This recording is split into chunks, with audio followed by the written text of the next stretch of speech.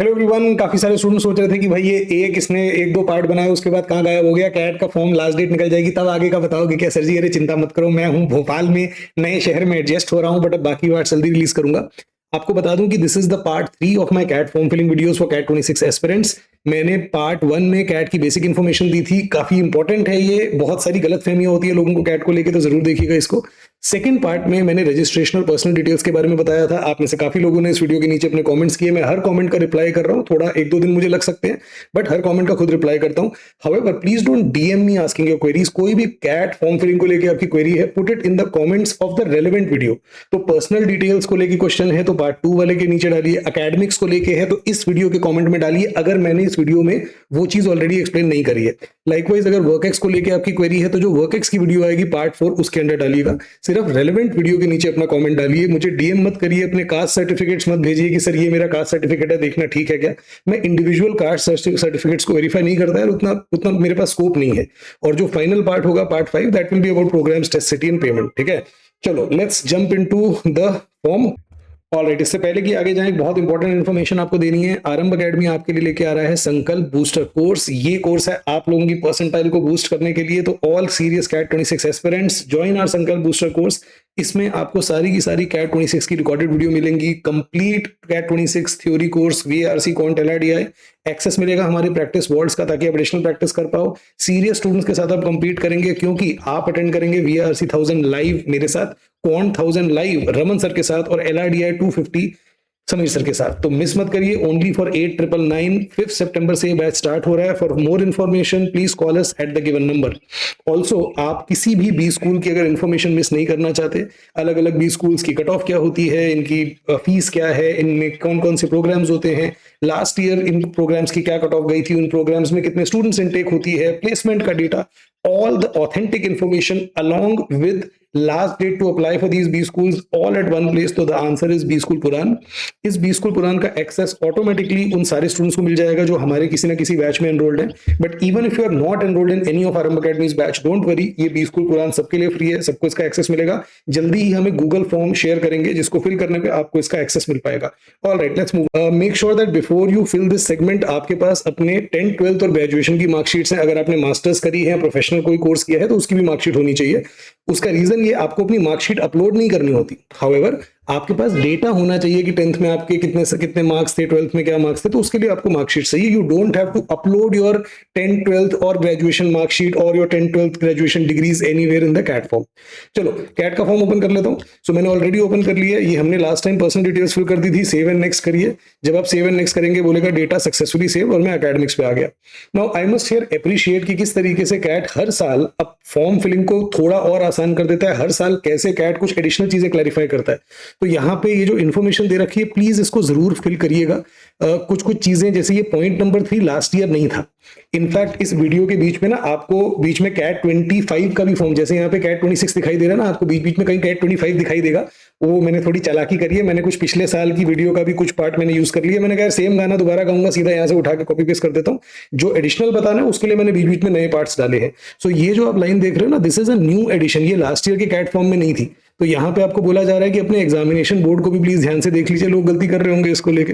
Alright, तो यहाँ पे आपको अपने 10th की डिटेल्स फिल करनी है, 12th की डिटेल्स फिल करनी है, अपने बैचलर्स डिग्री की, मास्टर्स डिग्री अगर आपने करी है, और अगर आपके पास कुछ प्रोफेशनल डिग्री की डिटेल्स है। शुरू करते हैं। सबसे पहले लेट्स टॉक अबाउट 10th। तो ऑफ कोर्स सबसे पहले हम अपने बोर्ड का नाम डालेंगे। हम में से ज्यादातर लोगों ने सीबीएसई से करी होगी। अब ठीक है, कोई बोल सकता है कि हाँ सर आपने करी है तो सबने वहीं से करी होगी क्या? तो अगर सीबीएसई से करी है तो सीबीएसई चूज कर लीजिए, कुछ और है तो वो चूज कर लीजिए। अगर आप बोलते हैं कि मेरा बोर्ड तो है ही नहीं भाई यहाँ पे, तो अदर बोर्ड में जैसे ही आप क्लिक करेंगे आपको अदर बोर्ड का ऑप्शन डाल देगा, यहाँ पे अपने बोर्ड का नाम लिख दीजिए। बढ़िया, बट कोशिश करिएगा कि अपना बोर्ड आप सही फिल करें, गलत ना फिल करें, स्पेशली कैट जब आप अलग से बोल भी रहे हैं। Month and year of completion, usually आपकी डिग्री, आपकी जो मार्कशीट होती है उस पर बोर्ड का नाम लिखा होता है, और साथ में ऑफकोर्स आपकी डिग्री ऑफ कंप्लीशन भी दिया होता है। फॉर एग्जाम्पल हम में से ज्यादातर लोगों के जो बोर्ड के एग्जाम्स होते हैं 10th के 12th के, वो मार्च अप्रैल के आसपास ही होते हैं। तो अपना ईयर और मंथ चूज कर लीजिए। अगर आप स्टिल श्योर नहीं हो अबाउट द ईयर और month of your completion, it's okay, आपने जिस मंथ में आपने बोर्ड में एग्जाम दिए थे आप वो वाला मंथ डाल सकते हैं। तो इसलिए मैंने बोला कि हम में से ज्यादातर लोग मार्च या अप्रैल में एग्जाम देते हैं, जैसे मैंने मार्च 2026 में 12th दिया था, तो मैं वो डाल दूंगा। सॉरी 2006 में दिया था, 26 में नहीं। हाउएवर अगर आपकी मार्कशीट पे अगर आपके जो आपके पास 10th की 12th की मार्कशीट है उस पे लिखा है मंथ ईयर तो वो डाल दीजिए, अदरवाइज डोंट वरी, ये गलत भी डाल दिया तो कोई फर्क नहीं पड़ता। मैक्सिमम मार्क्स आपकी मार्कशीट पे जितने भी सब्जेक्ट है, I can not over stress this, जितना बोलूं उतना कम है। हर बार लोगों को होता है कि सर मेरी मार्कशीट पे 8 सब्जेक्ट है, 7 सब्जेक्ट है, सारे के सारे डालने हैं। यस यस यस, आपकी मार्कशीट पे जितने भी सब्जेक्ट्स हैं हर सब्जेक्ट के मैक्सिमम मार्क को ऐड करिए। फॉर एग्जांपल अगर आपकी मार्कशीट पे 6 सब्जेक्ट है, हर सब्जेक्ट का मैक्सिमम 600 है, हर सब्जेक्ट का मैक्सिमम 100 है, तो टोटल मैक्सिमम हो गया 600। आपके कितने मार्क्स आए, अब ये होते हैं मार्क्स ऑब्टेन्ड, एक में आपके 72 आए, एक में 93 आए, ऐसे करके ऐड करो, टोटल मिला के लेट्स से आपके 498 बन रहे हैं। ठीक है, मैं एग्जांपल ले रहा हूं ऐसे ही। तो आपने टोटल मार्क्स आपके कितने थे, आपने ऑब्टेन कितने किए, उसके बेसिस पे आपको परसेंटेज निकालना है। फॉर एग्जांपल अगर आपके 600 मार्क्स थे और लेट्स से आपके सीधा 300 आए हैं तो सीधा 50% हो जाएगा। अब ये तो राउंड फिगर हो गई, बट जरूरी नहीं है कि राउंड फिगर निकल के आएगी। ऑफ कोर्स जो भी नंबर निकल के आएगा वो परसेंटेज आप कैलकुलेट करेंगे up to 2 decimal points. 2 decimal point मतलब आपका अगर 50.6 या 56 आ रहा है तो आप डाल देंगे, बट अगर आपका 50.561 आ रहा है तो आप थर्ड वाला 1 नहीं डाल पाएंगे, उसको 50.56 ही छोड़ दीजिए। इसको राउंड ऑफ कैसे करना है उसको लेके मैंने आगे चीजें बताई हैं, तो let's look at some queries, इसी को लेके कुछ क्वेरीज देख लेते हैं आपकी। तो सबसे पहले वो आपसे बोर्ड का नाम मांग रहा है, तो आपको क्या करना है, जो भी आपके बोर्ड का नाम है वो आपको डाल देना। अगर आपका बोर्ड का नाम लिस्ट में नहीं है तो अदर बोर्ड्स पे क्लिक करो, टाइप कर दो month and year of completion. जैसा मैंने बोला, अगर आपको मार्कशीट पे सीधा सीधा दिखाई दे रहा है, जैसे एक एग्जांपल ही ले लो, तो ये देखो कितने बड़ा बड़ा लिखा हुआ है ना, central board of secondary education. और डेट भी अगर आप देखो, थोड़ा सा मैं नीचे करूंगा तो आई थिंक दिखने लगेगी, ये देखो, डू यू सी कि यहाँ पे किस तरीके से डेट है। इसी तरीके से आपकी मार्कशीट पे भी डेट होगी। अगर डेट नहीं भी है, आपने जिस मंथ और ईयर में आपने एग्जाम दिया था वो वाली डेट डाल दो, कोई दिक्कत नहीं है। ठीक है, इससे ज़्यादा फर्क पड़ेगा नहीं। आई पास 12th in May 2016 but appeared for improvement in 2017। अब मैं अपना कौन सा वाला ईयर ऑफ कंप्लीशन डालूं, तो ये डिपेंड करता है कि आपने अपनी ग्रेजुएशन की शुरुआत कब की थी। देखो, आपने May 2016 में आपने अपनी, वैसे तो आपने अपनी 12th पास कर ली थी। वैसे यार ये आगे होनी चाहिए थी क्वेरी, खैर छोड़ो, अभी भी देख लेते हैं। किसी ने May 2016 में अगर 12th डाल दी थी, ठीक है, 12th क्लियर कर ली थी, आई मीन, अब उसने ग्रेजुएशन कब शुरू करी। अगर तो आपने अगस्त 2016 में ग्रेजुएशन शुरू कर ली थी तो यार आप May 2016 ही डालोगे, क्योंकि अगर आप यहाँ पे May 2017 डाल दोगे तो आपने अगर 12th May 2017 डाल दिया तो ग्रेजुएशन ही आपको फिर वापस 16 में शुरू नहीं करने देगा ना। ग्रेजुएशन की स्टार्टिंग 12th के पूरे होने के बाद होनी चाहिए। तो इन दैट केस आप क्या करो, आप May 2016 ही डालो कंप्लीशन डेट।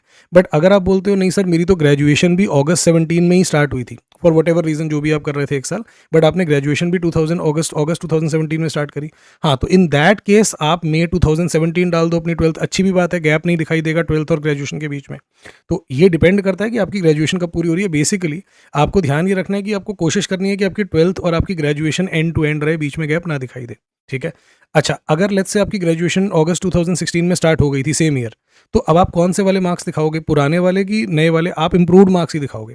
अगर आप अगस्त 16 में अपनी ग्रेजुएशन स्टार्ट हुई तो भी इंप्रूव्ड मार्क्स दिखाना, बेटर वाले मार्क्स, और अगस्त 17 में ग्रेजुएशन हुई तो भी इंप्रूव मार्क्स दिखाना। हाँ, कंप्लीशन की डेट क्या डालोगे 12th की, वो डिपेंड करता है ग्रेजुएशन आपने कब शुरू की थी। ऑल राइट, नेक्स्ट क्या होता है हमारे पास मैक्सिमम मार्क्स। तो जैसा मैंने बोला कि जो भी टोटल आपके सब्जेक्ट्स हैं, हर सब्जेक्ट अगर 100 मार्क्स का है तो total number of subjects multiplied by 100। 5 subjects थे तो 100 से मल्टीप्लाई कर दो, 500 हो गया। और इसी तरीके से 6 सब्जेक्ट्स थे तो 600 हो गया। टोटल मार्क्स ऑब्टेन्ड, ये तो ईजी है, जितने आपके टोटल मार्क्स बन रहे हैं उनको ऐड कर लो, 5, 6, 7 जितने भी सब्जेक्ट हैं उनके मार्क्स को ऐड कर लो। एग्रीगेट परसेंटेज कैसे कैलकुलेट करते हैं, जो आपने मार्क्स ऑब्टेन किए उनको न्यूमरेटर में रखो, टोटल मार्क्स जो थे डिनोमिनेटर में रखो और 100 से मल्टीप्लाई कर दो। फॉर एग्जांपल अगर आपके 421 मार्क्स हैं अक्रॉस ऑल सब्जेक्ट्स जो ऑब्टेन किए हैं, 6 सब्जेक्ट्स थे, 600 मार्क्स टोटल है, तो मल्टीप्लाई कर दो 100 से, तो क्या हो जाएगा, ये आ गया नंबर आपका, क्या नंबर आया, 70.1666 है ना। अब इसको आपको राउंड ऑफ करना पड़ेगा। ये जो कैट का जो जहाँ पे आप एंटर करते हैं मार्क्स, ये up to 2 decimal places accept करता है। जैसे यहाँ पे मैं सेम वाला नंबर ही ले लेता हूँ, 421 आउट ऑफ 600, तो ये 600 है, यहाँ पे मैं ले लेता हूँ 421। ठीक है, अब अगर मैं यहाँ पे 70.345 करना चाहूँ तो आप देखो मुझे दो डेसिमल से आगे नहीं जाने देगा। तो ये 2 डेसिमल कौन से वाले होने चाहिए मेरे, इसके लिए देख लो कि राउंडिंग ऑफ कैसे करनी है। आपको थर्ड डेसिमल को देखना है। थर्ड डेसिमल बोले तो जैसे यहाँ पे मैंने लिखा 70.166, तो first decimal, second decimal, CAT का जो परसेंटेज है वो सेकंड डेसिमल तक एक्सेप्ट करता है, तो आपको थर्ड डेसिमल को राउंड ऑफ करना है। अब थर्ड डेसिमल को राउंड ऑफ कैसे करेंगे, अगर जो थर्ड डेसिमल है वो 5 या 5 से बड़ा है, जैसे 6 है तो 5 से बड़ा है, तो क्या करो, जो सेकंड डेसिमल पे है उसको 1 इंक्रीज कर दो, तो ये 6 का क्या हो जाएगा, 7 हो जाएगा। तो हम क्या फिल करेंगे, 70.17 करेंगे। बट अगर ये जो थर्ड डेसिमल पे है ये 5 से कम है, यानी कि ये 1 से लेके 4 के बीच में है, तो क्या होगा, फिर 6 जो सेकंड डेसिमल पे नंबर है वही रहेगा। एक और एग्जांपल ले लेते हैं। लेट्स से अगर किसी स्टूडेंट के 416 आए 600 में से, तो 416 आउट ऑफ 600 इसको अब परसेंटेज में कैलकुलेट करो तो क्या बनेगा, this number comes to be 69.3333, वो रेकरिंग है।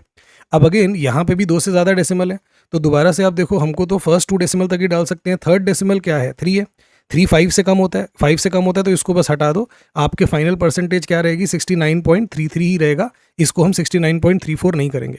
तो काफ़ी लोग ये पूछते हैं कि सर मेरी जो परसेंटेज बन रही है 10th में वो 79.8 बन रही है, मैं राउंड ऑफ करके 180 कर दूं, ना ना ना, चीटिंग हो जाएगी, दिक्कत हो जाएगी कल को। आप राउंड ऑफ सिर्फ थर्ड डेसिमल प्लेस को कर सकते हो, और वो भी अपनी मर्जी से राउंड ऑफ नहीं कर सकते। आपके राउंड ऑफ करने की ये कंडीशन होती है कि आप थर्ड डेसिमल को देखो, अगर थर्ड डेसिमल 5 या 5 से बड़ा है तो सेकंड डेसिमल को 1 पॉइंट ऊपर कर दो। जैसे देखो, एक अभी मार्कशीट का एग्जांपल आपको लेके दिखाता हूँ। ये मार्कशीट देखो, इस स्टूडेंट के टोटल कितने मार्क्स बन रहे हैं, इस स्टूडेंट के 497 मार्क्स बन रहे हैं आउट ऑफ 600। तो जब आप 497 आउट ऑफ 600 परसेंटेज कैलकुलेट करते हो तो क्या आता है, 82.833। तो अगेन 82.833 में थर्ड डेसिमल पॉइंट पे क्या है, 3 है, 5 से कम है, तो इसकी भी फाइनल परसेंटेज 82.83 बनेगी। ठीक है।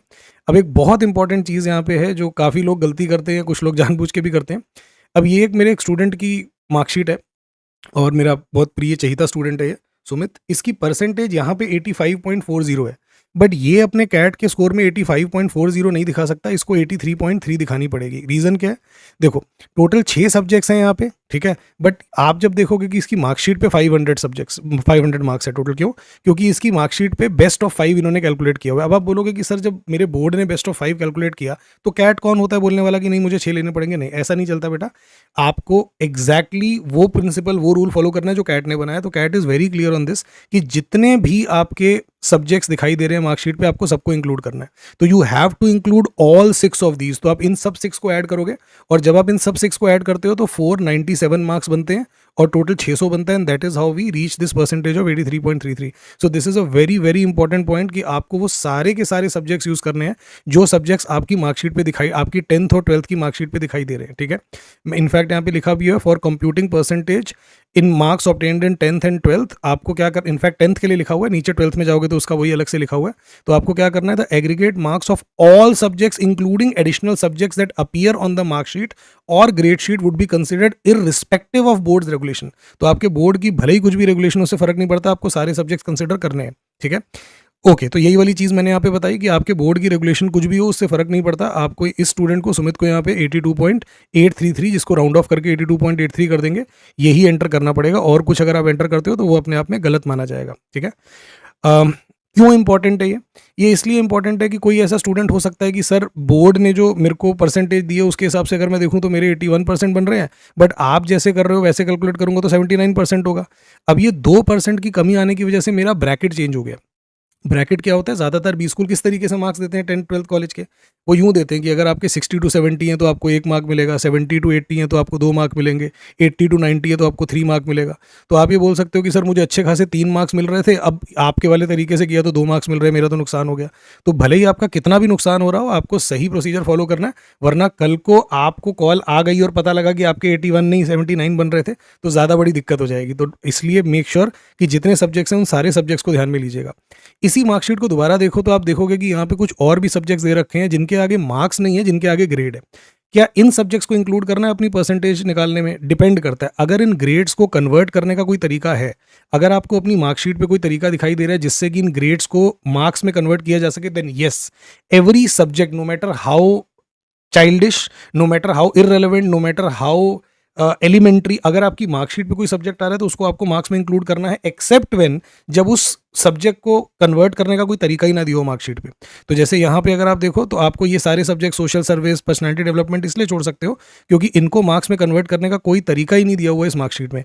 अगर कोई तरीका दिया होता तो फिर हम उसको भी मार्क्स में कन्वर्ट करते या CGPA में कन्वर्ट करते, जो भी तरीका दिया होता मार्कशीट में, और अकॉर्डिंगली हम कैलकुलेट करते कि हमारी परसेंटेज क्या होगी। ठीक है, ऑल राइट। तो ये क्वेश्चन निकल के आ गया कि भाई मेरी एग्रीगेट जो बन रही है 81.66 बन रही है, तो आप मुझे बताओ कि मैं class 10 form is not accept, अच्छा 81.66 बन रही है मेरा, बट जो फॉर्म है वो एक्सेप्ट नहीं कर रहा है 81.6 को। क्यों नहीं कर रहा? क्योंकि आपकी एक्चुअल में 81.666 बन रही है। इसको जब आप राउंड ऑफ करोगे तो आपके थर्ड डेसिमल पॉइंट पे क्या आ रहा है? 6 आ रहा है। 6 की वजह से आपको क्या करना चाहिए? आपको सेकंड डेसिमल वाले को इंक्रीज करके 81.87 कर दे 81.67 कर देना चाहिए। तो आप 81.67 एंटर करो, कैट का फॉर्म एक्सेप्ट करेगा। वो इसीलिए एक्सेप्ट नहीं कर रहा क्योंकि आपने राउंडिंग ऑफ नहीं करी। अब क्वेरीज देखते हैं कुछ कुछ इसी को लेके। तो एक स्टूडेंट कह रहा है कि मेरे पास 6 सब्जेक्ट्स थे 10th में, जिनमें से एक इलेक्टिव सब्जेक्ट था जो कंपलसरी नहीं था बट मैंने चूज कर लिया। क्या मुझे इसकी परसेंटेज को इंक्लूड करना पड़ेगा? यस। अगर आपके पास कोई इलेक्टिव सब्जेक्ट था जो आपने अपनी मर्जी से लिया, नहीं भी लेते तो फर्क नहीं पड़ता, उसमें मार्क्स कम आ गए तो भुगतो क्यों लिया था? आपने लिया था इलेक्टिव सब्जेक्ट, चलो मैंने नहीं लिया था, मुझे स्कूल ने ज़बरदस्ती फोर्स करके दिलाया था। भाई चाहे जो भी रीज़न हो, अगर आपके पास कोई सब्जेक्ट आपकी मार्कशीट पे था तो आपको उसको परसेंटेज में इंक्लूड करना पड़ेगा। You have no other choice. Okay, in my 10th class marksheet instead of marks I have grades या grade point for each subject as well as overall CGPA। मैं किस तरीके से अपने टोटल मार्क्स ऑब्टेन्ड और aggregate percentage calculate करूँ? Okay, तो अगर आपको अलग अलग सब्जेक्ट्स के ग्रेड्स दिए हुए हैं या ग्रेड्स की जगह CGPA या GPA दिया हुआ है, तो सबसे पहले तो आपको कंबाइंड CGPA निकालनी है। अब ये कंबाइंड CGPA कैसे निकालोगे? बिल्कुल वैसे ही जैसे आप परसेंटेज निकालते हो। जैसे ये देखो, एक स्टूडेंट है, इसको क्या मिला? इसको इस तरीके से GPA या GPA मिली है हर सब्जेक्ट की। ये देखो 9 9 8 9 8। तो अगर मैं इन सबको ऐड करूं तो कितना बनेगा? 27 + 16, 27 + 16 कितना हो गया? 43 हो गया। अब ये 43 को किससे डिवाइड कर देंगे? 5 से डिवाइड कर देंगे। बेसिकली एवरेज ले लेंगे। अगर आपको अलग अलग सब्जेक्ट्स के मार्क्स की जगह अलग अलग सब्जेक्ट्स का GPA मिला हुआ है तो आप उसकी एवरेज निकाल लो। एवरेज कितनी बन गई? 8.6। यहाँ पे देख रहे हो 8.6। अब आपको ये देखना है कि इस 8.6 को किस फैक्टर से मल्टीप्लाई करोगे परसेंटेज के लिए। बेसिकली हर यूनिवर्सिटी का अपना एक रूल होता है, अपना एक तरीका होता है CGPA को परसेंटेज में कन्वर्ट करने का, और ज़्यादातर बोर्ड्स में आपको ये फैक्टर 9.5 मिलेगा। आप ये मान के मत चलना कि आपके बोर्ड में भी 9.5 है, बट ज़्यादातर में 9.5 होता है। तो आप उस परसेंटेज से मल्टीप्लाई करके अपना परसेंटेज निकाल लो। जैसे यहाँ पे 8.6 है, 8.6 को 9.5 से मल्टीप्लाई करेंगे तो क्या हो जाएगा? We will get 81.7। ठीक है, so this 81.7 is the percentage that you have got. अब आपको परसेंटेज मिल गई, परसेंटेज से रिवर्स कैलकुलेट करो मार्क्स को और मार्क्स ऑब्टेन्ड और टोटल मार्क्स को। टोटल आपके 6 सब्जेक्ट्स थे तो टोटल आपको डिनोमिनेटर में कितना आ गया? 600 आ गया। यस। अब आप बताओ कितने मार्क्स ऑब्टेन्ड होंगे? सो आपके कितने मार्क्स होने चाहिए 600 में से कि 81.7% आ जाए? तो आप मल्टीप्लाई कर सकते हो 81.7 मल्टीप्लाइड बाय 600 डिवाइडेड बाय 100, क्योंकि यहाँ पे जो न्यूमरेटर होता, न्यूमरेटर को ऊपर रखते, नीचे 600 को रखते और 100 से मल्टीप्लाई करते। तो दूसरी तरफ जब मैं लेके आ रहा हूँ तो 600 से मल्टीप्लाई करूंगा, 100 से डिवाइड करूंगा। So basically now you will get the marks that you have obtained. और कितने मार्क्स ऑब्टेन्ड हो गए आपके? 408.5। इसको एंटर कैसे करेंगे आप? 408.50 या 408.5, जो भी एक्सेप्ट कर ले वो आप डाल देना। सो अगर आपको मार्क्स की जगह इंडिविजुअल सब्जेक्ट्स का GPA दिया हुआ है तो आपको क्या करना है? आपको उन सारे GPAs को यूज़ करते हुए सबसे पहले एक एवरेज GPA निकालना है। ठीक है, वो एवरेज GPA जो होगा वो आपका CGPA है। उस एवरेज GPA को आपको मल्टीप्लाई करना है उस फैक्टर से जो आपकी मार्कशीट पे दिया हुआ है, और उस फैक्टर से मल्टीप्लाई करने के बाद आपको फैक्टर F लिख लेता हूँ, आपको अपनी परसेंटेज पता लग जाएगी। एक बार जब आपको परसेंटेज पता लग गई तो उस परसेंटेज को यूज़ करते हुए आप मार्क्स ऑब्टेन्ड को रिवर्स कैलकुलेट कर लोगे। रिवर्स कैलकुलेट कैसे कर लोगे? टोटल अगर 5 सब्जेक्ट्स हैं आपके तो मैक्सिमम मार्क्स कितने हो गए? 500, और मार्क्स ऑब्टेन्ड कितने हो गए? कैलकुलेट कर लोगे भाई 500 में से कितने मार्क्स आए कि मुझे ये वाली परसेंटेज बन जाए। ठीक है, ऑल राइट। अब अगर कोई बोलता है कि सर मेरे पास मार्कशीट है जिसमें टोटल 8 सब्जेक्ट्स हैं, हाउएवर मेरी मार्कशीट पे CGPA ऑलरेडी मेंशन्ड है 9, और वो 5 सब्जेक्ट्स को ध्यान में रख के CGPA निकाली गई है, तो आप ये 9 यूज़ नहीं करोगे। आप एक नई CGPA कैलकुलेट करो इंक्लूडिंग ऑल द सब्जेक्ट्स। जैसे हमने बताया ना, आपकी मार्कशीट पे जो परसेंटेज अगर मेंशन्ड भी है बट वो सारे सब्जेक्ट्स को ध्यान में रखते हुए नहीं निकाली गई, उसको इग्नोर कर दो, फ्रेश परसेंटेज कैलकुलेट करो।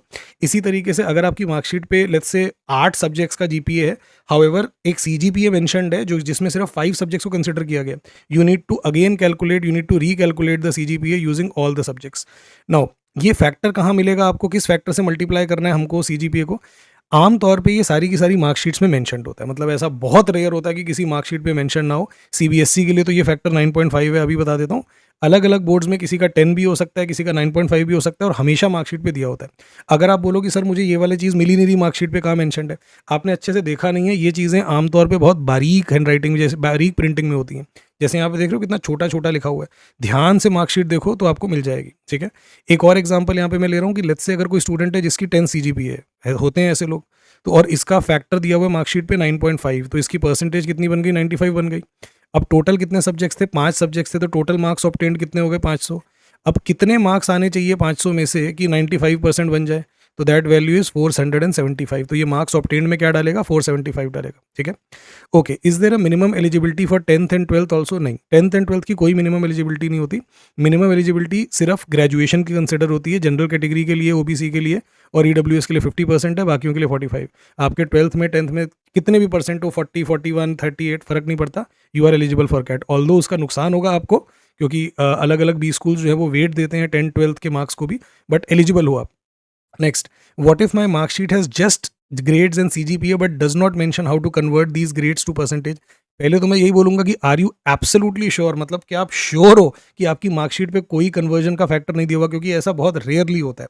But in case let's say अगर आपकी मार्कशीट पे आपने अच्छे से देख लिया, कोई तरीका नहीं है आपके पास, कॉन्टैक्ट योर यूनिवर्सिटी। आपकी यूनिवर्सिटी या आपका बोर्ड जो भी था उसको कांटेक्ट करो, उनकी वेबसाइट पे जाओ। काफ़ी ज़्यादा अगर कोई ऐसे बोर्ड होते हैं जिनकी मार्कशीट पे मेंशन नहीं होता, तो उनकी वेबसाइट पे आपको इक्विवेलेंट सर्टिफिकेट मिल जाता है। फॉर एग्जांपल ये देखो, ये government of Andhra Pradesh, directorate of government alimony, basically ये आंध्र प्रदेश की एक वेबसाइट पे ये वाला मेरे को सर्कुलर मिला।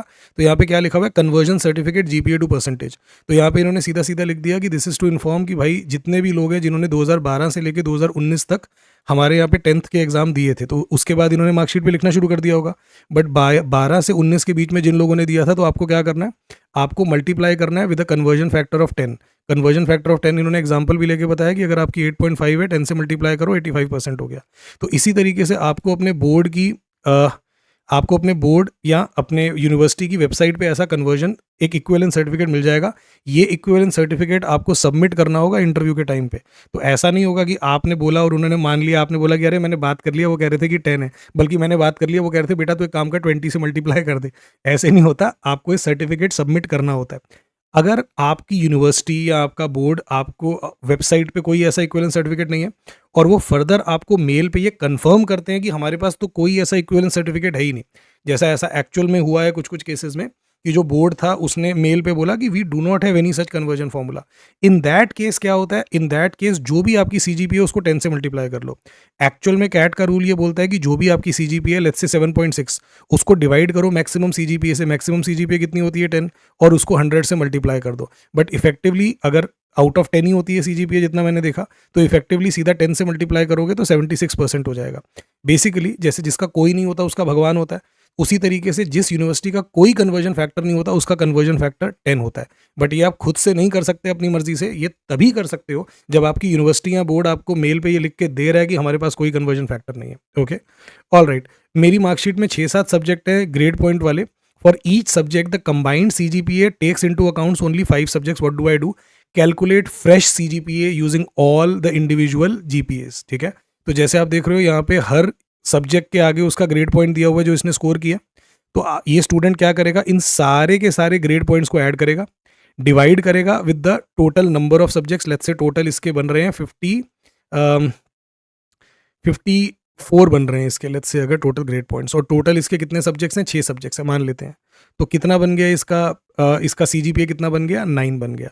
इस 9 को अभी मल्टीप्लाई करेगा वो फैक्टर से जो इसकी मार्कशीट पे दिया हुआ है।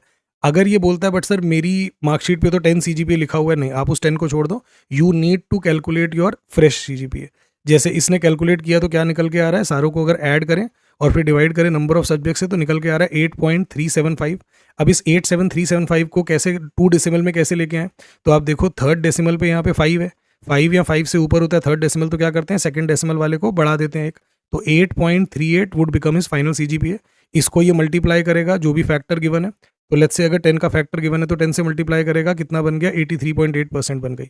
अब टोटल पॉसिबल मार्क्स कितने हैं, 8 सब्जेक्ट्स के हिसाब से 800 मान लेते हैं, और अब आप कैलकुलेट कर लो कि कितने मार्क्स होने चाहिए कि फाइनली इसकी 83.8% बने। ठीक है, तो वो उसके मार्क्स ऑब्टेन्ड हो जाएंगे। नेक्स्ट कहता है कि I have 11 subjects in 10 out of which कुछ सब्जेक्ट्स ऐसे हैं out of which marks were awarded for 6 और बाकियों के लिए ग्रेड्स थे, और इन ग्रेड्स को परसेंटेज या मार्क्स में कन्वर्ट करने का कोई फॉर्मूला नहीं दे रखा। तो मैं क्या करूं, तो आप उन सब्जेक्ट्स को छोड़ दीजिए, जैसे ये health and physical education, social science, आप इनको छोड़ दीजिए। हाउएवर मेक श्योर कि आप ये वाली परसेंटेज यूज नहीं कर रहे। अगेन देखो, इसको परसेंटेज क्या दी हुई है 78.6, बट ये 78.6 में प्रॉब्लम क्या है, इसमें सिर्फ बेस्ट ऑफ 5 कंसिडर किया गया है। तो इस स्टूडेंट को ये वाली परसेंटेज नहीं यूज करनी। क्या करेगा ये, इन सारे के सारे सब्जेक्ट्स में जो मार्क्स मिले उनको ऐड करेगा, डिवाइड करेगा विद 1 2 600 और 100 से मल्टीप्लाई करेगा, मतलब 6 से डिवाइड करेगा।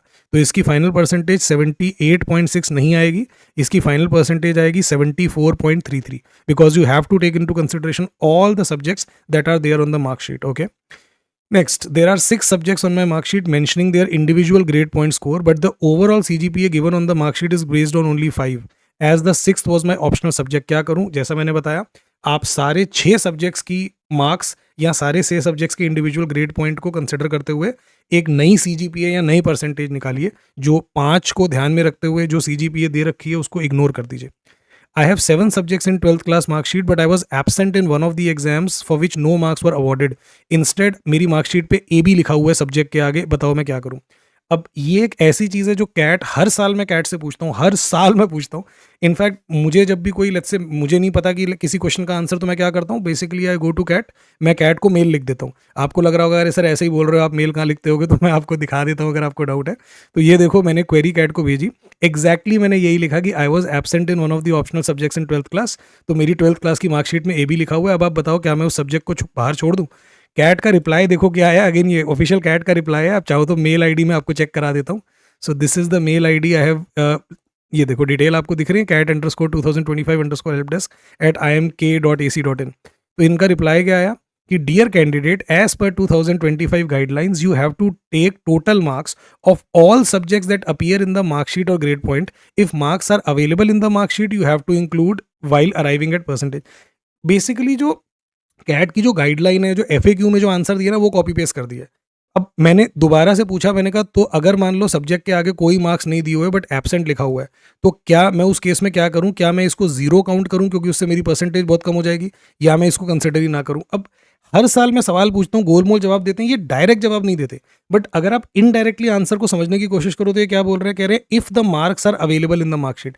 अगर मार्क अवेलेबल है तो ये तो अवेलेबल नहीं है भाई। AB अपने आप में मार्क तो नहीं है ना, AB तो एक मतलब एक लेटर्स है ये तो अगर मैं इसको इंटरप्रेट करूं तो इंटरप्रिटेशन तो ये निकल के आती है कि मैं इसको छोड़ सकता हूं। ठीक है, एक सीधा तो इन्होंने बोला नहीं है, देखो गोलमोल घुमा के ही बोला है, बट जितना मुझे समझ में आ रहा है, मैं अगर आपकी जगह होता तो इस वाले सब्जेक्ट को छोड़ देता, इसको कंसिडर नहीं करता, फॉर द सिंपल रीजन कि अगर कल को अब आप जाते हो किसी कहीं IIM में, जब आपके वेरीफाई होंगे डॉक्यूमेंट, तो you can always claim innocence. और कुछ नहीं तो ये मेल दिखा देना कि भाई मैंने ऐसे मेल लिखा था, मेल में जवाब आया आपका कि अगर मार्क्स अवेलेबल हैं तो आपको डालने पड़ेंगे, वो अवेलेबल ही नहीं है तो क्या करूं।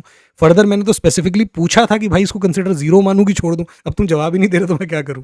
ठीक है, फर्दर अगर इसको लेके आई कैन एश्योर यू कि कैट की पूरी वेबसाइट पे इस चीज़ को लेके कहीं क्लियरली नहीं लिखा हुआ। मैं एक एक लेटर, मतलब कैट की imcat.ac.in पे कहीं पे अगर कुछ भी नीचे लास्ट में ये भी दिया हुआ है ना कि भाई हमारे एड्रेस क्या है, हमारा ऑफिस, मैं सब पढ़ता हूँ जाके यार, कहीं कुछ नहीं दिया हुआ। तो यू कैन क्लेम इनोसेंस। तो माई सजेशन इज कि उस सब्जेक्ट को छोड़ दो। I did not pass in my optional paper math in 12th class. However, my total percentage including the optional paper was 69. Am I eligible for CAT? Yes. आप अगर मान लो कुछ optional subject में फेल भी हो गए थे बट ओवरऑल आपका 12th में पास माना गया था, क्योंकि जिसमें आप फेल हुए वो ऑप्शनल सब्जेक्ट था, तो you are absolutely eligible as long as आपके 50% से ऊपर है, assuming you are a general category student. However, जिस सब्जेक्ट में आप फेल हुए थे आपको उसके मार्क्स इंक्लूड करने पड़ेंगे। जब आप परसेंटेज कैलकुलेट करोगे आप ये नहीं कर सकते कि नहीं यार इसके मार्क्स इंक्लूड करूंगा तो परसेंटेज कम हो जाएगी। You have to include those marks. I have grades and equivalent marks are expressed in a range, how do I calculate. अब इसकी दिक्कत देखो यार, इसको सब्जेक्ट्स के लिए ग्रेड मिले हुए हैं, किसी में इसको A1 मिला, किसी को B1 मिला, किसी में C1 मिला। हाउएवर A1 के बराबर A1 कितने मार्क्स का है ये नहीं दिया, इंस्टेड ये दिया हुआ है कि A1 की रेंज दे रखी है 91 to 100। अब ये क्या कैलकुलेट करे, तो मेरा suggestion, if you want to be fair, middle value calculate कर लो। तो अगर आपका A1 है, आप क्या करो, आप A1 को 95 मान लो, सिमिलरली B1 को आप 75 मान लो, इसी तरीके से C1 को आप 55 मान लो। तो बेसिकली हम क्या कर रहे हैं, हम मिडल वैल्यू एकदम ले रहे हैं। अगर आप एब्सोल्युटली सेफ होना चाहते हो तो जो लोएस्ट वाली वैल्यू है वो मान लो, एब्सोल्युटली सेफ होना चाहते हो तो आप A1 को 90 मान लो, 91 सॉरी 90 नहीं, A1 को 91 मान लो, इसी तरीके से A2 को आप 81 मान लो, और C1 को B1 को आप 71 मान लो। तो अगर एब्सोल्युटली श्योर होना चाहते हो, take the lower end of the range. If you want to be fair, take the middle of the range. मैं अगर आपकी जगह होता तो मिडल वाली लेता। कल को सवाल पूछता कोई इंटरव्यू में तो बता देता कि भाई अब रेंज दे रखी है, अब मेरा A1 है तो मैं 90, मुझे क्या पता कि मेरे 91 आए थे कि मेरे 100 आए थे, तो मैंने 91 लूंगा तो भाई मेरा नुकसान है, 100 लूंगा तो वो भी ठीक नहीं है। तो एज अ मैनेजर मैंने जो फेयर चीज़ थी वो करी कि मैंने मिडिल का ले लिया। अब कुछ सब्जेक्ट्स में मेरे 93 रहे होंगे, कुछ में 97 भी रहे होंगे, तो I believe that balances it out. तो मुझे लगता है कि डिफेंसिबल है, अदरवाइज कैट में इसका कोई आंसर वेबसाइट पे नहीं दिया हुआ। एक और किसी स्टूडेंट ने ऐसा ही पूछा कि एक्चुअली सर मेरी 10th class Punjab school education board से है और कोविड में हमको ग्रेड दिए गए थे, मेरा ग्रेड A+ था। अब दिक्कत ये है कि जो A+ था उसमें परसेंटेज सोल्यूशन जो मार्क में दिया हुआ है, क्या दिया हुआ है उसमें ये लिखा हुआ है कि A1 जो लिखा है उसकी परसेंटेज 90 to 100 के बीच में है। तो मैं क्या परसेंटेज डालूं? तो अगेन मिडल वाला नंबर ले लो अगर आपको फेयर रहना है, अगर आपको एकदम सेफ रहना है तो 90 ले लो, अगर आपको फेयर रहना है तो मैं बोलता हूँ 95% is good enough, take 91 for A+, 95 ले लो फॉर A+। ओके, 10th का हो गया, 12th पे आ जाते हैं। तो एक बार जब आप 10th को फिल कर दोगे उसके बाद ये बोलेगा कि हाँ भाई अब 12th डाला, चाहिए ये मुझे चेंज करना पड़ेगा क्योंकि ये आगे वरना मुझे सबमिट नहीं करने देगा, कैलकुलेशन गलत है। 600 में से मैं कर देता हूँ 480। सो 600 में से 480 कितने हो गए? राउंड फिगर बन गए, 80% मामला हो गया। अब ऐसे ही 12th में आओगे, 12th में जब आप आते हो तो आपको चॉइस देता है कि 12th का इक्विवेलेंट या डिप्लोमा। तो नो दैट आप इन दोनों में से कोई एक ही फिल कर सकते हो। अब आप में से कुछ ऐसे भी स्टूडेंट होंगे कि सर मैंने 12th भी करी है उसके बाद डिप्लोमा भी करा है, आप इन दोनों में से कोई एक ही फिल कर सकते हो। कौन सी फिल करो? जिसमें ज़्यादा परसेंटेज है वो फिल कर दो ना यार। अगर 12th में आपकी 90 है, डिप्लोमा में 75 है, 12th फिल करो, डिप्लोमा में ज़्यादा वो फिल करो।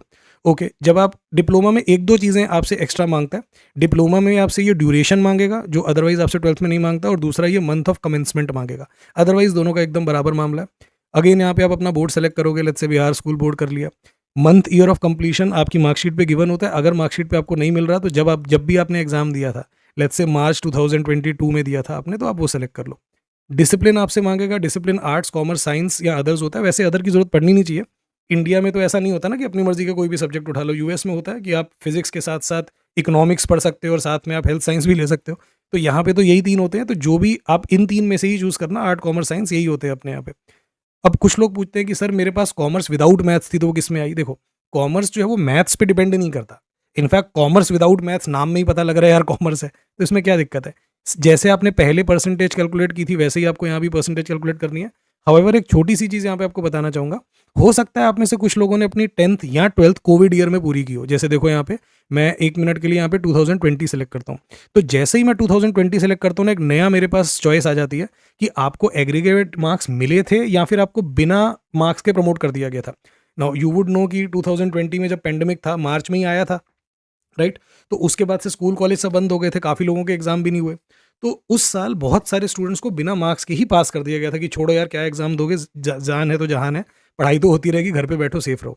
तो उन लोगों को बिना मार्क्स के पास कर दिया गया था। अगर आप भी उन लोगों में से हो, मतलब अगर आपके पास ये इस चीज़ का प्रमाण है कि इस बंदे को बिना किसी मार्क्स के प्रमोट किया गया था, तो आप सीधा यहाँ पे क्लिक कर सकते हो प्रमोशन या पास विदाउट मार्क्स। वो आगे आपसे कोई नंबर नहीं मांगेंगे, बस वो एक डिक्लेरेशन मांगेंगे कि मैं डिक्लेयर करता हूँ कि मेरे को सच में कोई मार्क्स नहीं मिले कोविड-19 के चलते, और अगर मेरी कल को ये बात निकल के आई, कसम खा के बोल, माँ कसम, झूठ तो नहीं बोल रहा, अगर कल को मेरी ये बात गलत निकल के आई तो मेरा कैंसिल कर देना मेरा सिलेक्शन। तो बी वेरी श्योर कि आर यू श्योर कि आपको कोई मार्क्स नहीं मिले थे? क्योंकि देखो, ऐसा हो सकता है कि आप अदरवाइज बहुत इंटेलिजेंट स्टूडेंट हो, अगर आप सच में एग्जाम देते तो 95% लेके आते, बट क्योंकि एक कोविड के चलते आपके एग्जाम नहीं हो पाए, no fault of yours, but आपको स्कूल ने 80% मार्क्स दे दिया। अब आपको लगेगा कि अनफेयर है, गलत है, और ये है भी, but that does not change CAT rules. आपको मार्क्स अवार्ड किए गए थे, तो ये आप तभी फिल करना जब आप 100% श्योर हो कि आपको मार्क्स नहीं मिले, वरना फंस जाओगे आप। अगर आपको मार्क्स मिले थे, चाहे आपके स्कूल ने कैसे दिए, चाहे कोई बाद में टेस्ट कंडक्ट कराया, चाहे आपके प्री बोर्ड के बेसिस पे मार्क्स दे दिए, चाहे उन्होंने इंडी पिंडी पापा शिंडी करके दे दिए, जैसे भी उन्होंने मार्क्स दिए, अगर उन्होंने मार्क्स दिए तो वो मार्क्स आपको फिल करने हैं। कैसे फिल करने हैं? वही जैसे मैं आपको टोटल मैक्सिमम मार्क्स कितने थे, लेट्स से 6 सब्जेक्ट्स थे, 600, आपके कितने आए, लेट्स से आपके 570 आए, तो आपके क्या स्कोर बन गया, आपकी परसेंटेज बन गई 95%। इस तरीके से आपको करना है। अगेन अगर आपको मार्क्स नहीं दिए हुए, CGPA या इंडिविजुअल GP दिया हुआ है, तो आपको पहले CGPA कैलकुलेट करना है, CGPA को मल्टीप्लाई करना है जिससे आपकी फैक्टर से जिससे परसेंटेज आ जाए। उसके बाद टोटल मार्क्स, क्योंकि 6 सब्जेक्ट्स थे तो आप 600 मान लो, और अब सोचो कि 600 का 90% कितना होगा, 540, तो इस तरीके से रिवर्स कैलकुलेट कर लो। ठीक है, तो आई होप आपको ये क्लियर है। इसको लेके भी कुछ क्वेरीज वगैरह तो देख लेते हैं। तो जैसा मैंने बताया कि सब कुछ सेम है यहाँ पे, जो 10th में था वही सब है यहाँ पे। बस आपको ध्यान ये रखना है कि आप सारे सब्जेक्ट्स के मार्क्स इंक्लूड करना, ये मत करना कि मैंने बेस्ट ऑफ 4 या बेस्ट ऑफ 5 ले लिए, you have to include all subjects. अगर आपने डिप्लोमा किया था तो आपको डिप्लोमा वाले बटन पर क्लिक करना है, 2 एडिशनल चीज़ें मांगेगा, ड्यूरेशन और commencement date. Again commencement date गलत भी डाल दी तो उससे कोई फर्क नहीं पड़ेगा, आप दोनों सेलेक्ट नहीं कर सकते यहाँ पे। अगर आपने दोनों किए भी हैं तो भी नहीं सेलेक्ट कर सकते, एक ही कर सकते हो, जिसमें ज़्यादा परसेंटेज है वो सेलेक्ट करना। Okay sir, I am a Covid student, I was promoted without any marks in my 10th and 12th, what should I right. तो दोबारा से, आर यू एब्सोल्युटली श्योर कि आपको कोई मार्क्स नहीं मिले थे? 100% श्योर हो ना यार, मतलब कुछ चालाकी तो नहीं कर रहे आप यहाँ पे, कल को ये चालाकी भारी पड़ जाएगी आपको। अच्छा, अगर आप बोलो कि लेट्स से सर हाँ मैं श्योर हूँ कि मुझे मार्क्स नहीं मिले थे, I was promoted without any marks, क्या ये मेरे लिए एडवांटेज है कि डिसएडवांटेज है? The truth is I do not know. Depend करता है कि बी स्कूल आप लोगों को कैसे देखता है। अब आप लोगों को देखने का एक तरीका हो सकता है कि यार इस बेचारे के तो एग्जाम्स ही नहीं हुए, इसकी तो कोई गलती नहीं है, तो इसको एक काम करो, जितने मैक्सिमम मार्क्स हम दे रहे हैं ना 10th के लिए, इसको मैक्सिमम मार्क्स दे दो। लेट्स से हम 10th के लिए मैक्सिमम 5 मार्क्स दे रहे हैं, तो जितने भी स्टूडेंट्स हैं who are passed without any marks due to COVID, उनको पूरे 5 दे दो, ठीक है। जैसा होता भी ना कि एग्जाम में कोई गलत क्वेश्चन अगर आ गया तो सारे स्टूडेंट्स को उस क्वेश्चन का मार्क दे दिया जाता है, ऐसे ही एक ये तरीका हो सकता है कुछ बी स्कूल्स ये वाला तरीका अपनाएं। कुछ भी स्कूल यूँ भी देख सकते हैं कि भाई इसने देख मार्क्स तो दिए नहीं, तो हमको क्या पता कि अच्छा स्टूडेंट था 10th में, बुरा स्टूडेंट था, तो हम एक काम करते हैं, 5 मैक्सिमम है, इन सब स्टूडेंट्स को 2-2 दे देते हैं। तो जितने भी पास विदाउट मार्क्स हैं इन सबको 2 दे देते हैं। तो अब आप ये बोल सकते हो कि सर ये तो गलत है, बट ठीक है जो है वो है। Okay, alright, but yes like I said, अगर आपको मार्क्स अवार्ड हुए थे तो आपको वो मार्क्स फिल करने हैं। I am pursuing a diploma in lab technician after my graduation and it will be completed in some time in March next year, so where do I fill the details in CAT form? No where. Understand कि ये जो आपको diploma का option दिया जा रहा है ना, दिस इज 12th/डिप्लोमा। तो ये जो ग्रेजुएशन से पहले वाला डिप्लोमा है ना, उसके बारे में बात हो रही है। अगर आपने पोस्ट ग्रेजुएट डिप्लोमा किया है, इनफैक्ट अगर लेट्स से आपने किसी छोटे मोटे आईआईएम से पीजीडीएम किया भी है तो भी वो यहाँ पे फिल नहीं करना। मास्टर्स डिग्री यहाँ मांगी जाती है, यहाँ पे कोई पोस्ट ग्रेजुएट डिप्लोमा फिल नहीं करना आपको। ओके, सो अगर आपने कोई डिप्लोमा ग्रेजुएशन के बाद किए 1 साल 6 महीने जितने का भी, तो वो कैट में फिल करने की कोई जगह है ही नहीं, you can not fill that. Okay, CAT में आप ग्रेजुएशन से पहले का डिप्लोमा फिल कर सकते हो, वो भी तब अगर आप 12th की डिटेल्स फिल नहीं कर रहे हैं, या फिर ग्रेजुएशन के बाद की मास्टर्स डिग्री आप फिल कर रहे हो, उस पर हम थोड़ी देर में आएंगे। I have commerce with maths background in 12th class, but maths was my additional subject, तो मैं कौन सा स्ट्रीम चूज करूंगा? Like I said, commerce with maths, commerce without maths, आपको कॉमर्स ही चूज करना है। मेरे 6 सब्जेक्ट्स थे टोटल, 1 एडिशनल, और मेरी 8.4 CGPA आई। अब अगर मैं इसको कन्वर्ट करता हूँ 9.5 से एज पर CBSE रूल, तो मेरा 79.8% बन रहा है। बट अगर मैं हर इंडिविजुअल सब्जेक्ट्स के मार्क्स को परसेंटेज में कन्वर्ट करता हूँ तो मेरा 80.75 बन रहा है। मैं कौन सा वाला तरीका यूज़ करूँगा? देखो यार, अगर तो आपके बोर्ड ने आपको एक फाइनल CGPA दिया हुआ है, ठीक है, मतलब आपकी मार्कशीट पे सारे सब्जेक्ट्स को ध्यान में रखते हुए अगर एक फाइनल CGPA वहाँ पे मेंशन्ड है कि आपका 8.4 CGPA है, तो आपको उसमें दिमाग नहीं लगाना, आपको 8.4 को 9.5 से मल्टीप्लाई करना है, जो भी आपकी परसेंटेज बनेगी that is your final percentage. However, अगर आपकी मार्कशीट पे कोई फाइनल CGPA नहीं मेंशन्ड है, ठीक है, इन दैट केस आप क्या कर सकते हो? इन दैट केस आप दोनों चीज़ें कर सकते हो। आप एक काम करो, इंडिविजुअल मार्क्स को यूज़ करते हुए परसेंटेज कैलकुलेट करो, और इंडिविजुअल जो सब्जेक्ट्स के ग्रेड पॉइंट है उनको यूज़ करते हुए CGPA निकालो, और इस CGPA को मल्टीप्लाई करो 9.5 से, और उससे आप निकालो परसेंटेज कितनी आ रही है। इन दोनों में से जहाँ पे आपको ज़्यादा परसेंटेज मिले ना वो यूज़ कर लो, क्योंकि कैट ने इसको लेके कोई क्लैरिटी नहीं दे रखी कि अगर किसी मार्कशीट पे CGPA इंडिविजुअल ग्रेड पॉइंट्स भी और मार्क्स भी हैं तो क्या करें। तो आप मार्क्स को यूज़ करते हुए परसेंटेज निकालो, इंडिविजुअल ग्रेड पॉइंट्स को यूज़ करते हुए CGPA निकालो, एवरेज लो, उसको 9.5 या जो भी आपकी मार्कशीट पे मेंशन्ड है फैक्टर मल्टीप्लाई करो, और देखो कौन सी परसेंटेज है। इन दोनों में से जो ज़्यादा है वो यूज़ कर लो। नेक्स्ट, कौन कौन सी मार्कशीट्स अपलोड करनी होती है? कोई मार्कशीट अपलोड नहीं करनी होती। कैट का फॉर्म फिल करते हुए सिर्फ पिक्चर और साइन अपलोड करने होते हैं, और आपका कास्ट सर्टिफिकेट अपलोड करना होता है, और PWD, अगर आप PWD कैंडिडेट हो। इन सब के बारे में हम पिछली वीडियो में बात कर चुके हैं। अब आ जाते हैं हमारे मेन पॉइंट पे, मेन इवेंट हमारा bachelors degree, and this is where I am going to take a lot of time. यहाँ पे मेरी बहुत मेहनत लगेगी। इस वक्त रात के 1:30 बज रहे हैं, और जिसको ये वीडियो अपलोड करनी है एडिट करके, उसने मुझे बोला हुआ है कि मुझे 2:30 बजे घर से निकलना है, तो सर 2:30 बजे से पहले वीडियो दे देना। तो लेट्स सी पूरी हो पाती है ये 2:30 से पहले की नहीं हो पाती। चलो, तो मैंने अपनी 12th के मार्क्स भर दिए, अब मैं बैचलर्स डिग्री पे आ गया। तो बैचलर्स डिग्री में सबसे पहले तो ये पूछेगा, are you in the final year of your bachelors degree? तो आप में से जितने भी लोग बैचलर्स डिग्री के फाइनल ईयर में, ऑब्वियसली आप येस फिल करोगे कि हाँ मैं फाइनल ईयर में हूँ, और ये आगे फिर आपसे और डिटेल मांगेगा। अब अगर आप लेट्स से आपकी ग्रेजुएशन वैसे पूरी हो चुकी है प्रैक्टिकली, हाउएवर अगर आपके किसी सेमेस्टर का कोई रिजल्ट बाकी है, लेट्स से लास्ट सेमेस्टर का रिजल्ट अभी नहीं आया, तो भी आप यहाँ पे येस ही करना कि हाँ मैं फाइनल ईयर में हूँ, ठीक है। अगर लेट्स से आपकी ग्रेजुएशन पूरी हो चुकी है बट आपने इंप्रूवमेंट भरी है, और वो इंप्रूवमेंट आप देने वाले हो, आपको पता है 6-7 महीने बाद, तो भी आप यहाँ पे येस लिखना। अगर आपकी ग्रेजुएशन पूरी हो चुकी है बट 1-2 सब्जेक्ट्स में आप लटक गए हो, आपकी सप्ली आ गई है, तो भी आप यहाँ पे येस लिखोगे। In short, do you have your final graduation percentage with you? मतलब क्या आप ये बोल सकते हो कि सर मेरी ग्रेजुएशन परसेंटेज बन रही है 75.82 और अब ये चेंज नहीं होने वाली, मतलब nothing in the world can change this percentage, तब आप यहाँ पे नो डालोगे कि नहीं मैं फाइनल ईयर में नहीं हूँ, मेरी तो ग्रेजुएशन पूरी हो चुकी है। However if there is any possibility कि आपकी ग्रेजुएशन की परसेंटेज अभी चेंज हो सकती है, तो आप यहाँ पे फाइनल ईयर में येस डालोगे, ठीक है। अगर आप फाइनल ईयर में नो डालते हो कि नहीं जी मैं तो फाइनल ईयर में नहीं हूँ, ठीक है, इन दैट केस आपसे आगे ये पूछेगा कि फिर बताओ कि आपकी ग्रेजुएशन पूरी हो चुकी है। अगर आप बोलते हो नहीं जी मेरी ग्रेजुएशन पूरी भी नहीं हुई, तो आप कैट के लिए एलिजिबल ही नहीं हो। क्या लिखा आ गया? As you have not completed bachelors, और आपकी प्रोफेशनल डिग्री भी पूरी नहीं है, तो अब आप कैट 25 के लिए एलिजिबल ही नहीं हो, get lost. So know that कि इन दोनों में नो कौन लगा सकता है? इन दोनों में नो सिर्फ वही बंदा लगा सकता है जो अपनी कोई प्रोफेशनल डिग्री पूरी कर चुका है, जैसे कि कंपनी सेक्रेटरी, चार्टर्ड अकाउंटेंट, ये एक्चुरीज वाला जो ये जो नीचे कोर्सेज आपको यहाँ पे दे रखे हैं, FIAI कर चुका है, या फिर ये ICWA। अगर आप इनमें से कोई प्रोफेशनल डिग्री पूरी कर चुके हो, तो आप ग्रेजुएशन अगर आपने नहीं भी करी पूरी, या ग्रेजुएशन आपने करी ही नहीं है, then you are eligible for CAT. See, CAT की एलिजिबिलिटी पूरी करने के 2 तरीके होते हैं, या तो ग्रेजुएशन के थ्रू, या फिर जो मैंने प्रोफेशनल कोर्सेज के नाम लिए इनके थ्रू। हाउएवर अगर आप ग्रेजुएशन आपकी पूरी नहीं भी हुई, आप फाइनल ईयर में हो, तो भी आप कैट दे सकते हो। बट प्रोफेशनल डिग्री को आपको लेके ये नहीं बोल सकते कि जी मैंने इंटरमीडिएट कर लिया है या मैं CA कर रहा हूँ, मेरा अगले साल तक होने वाला नहीं। अगर आप अपनी एलिजिबिलिटी प्रोफेशनल कोर्स के थ्रू मीट कर रहे हो, तो वो प्रोफेशनल कोर्स आपका कंप्लीट होना चाहिए।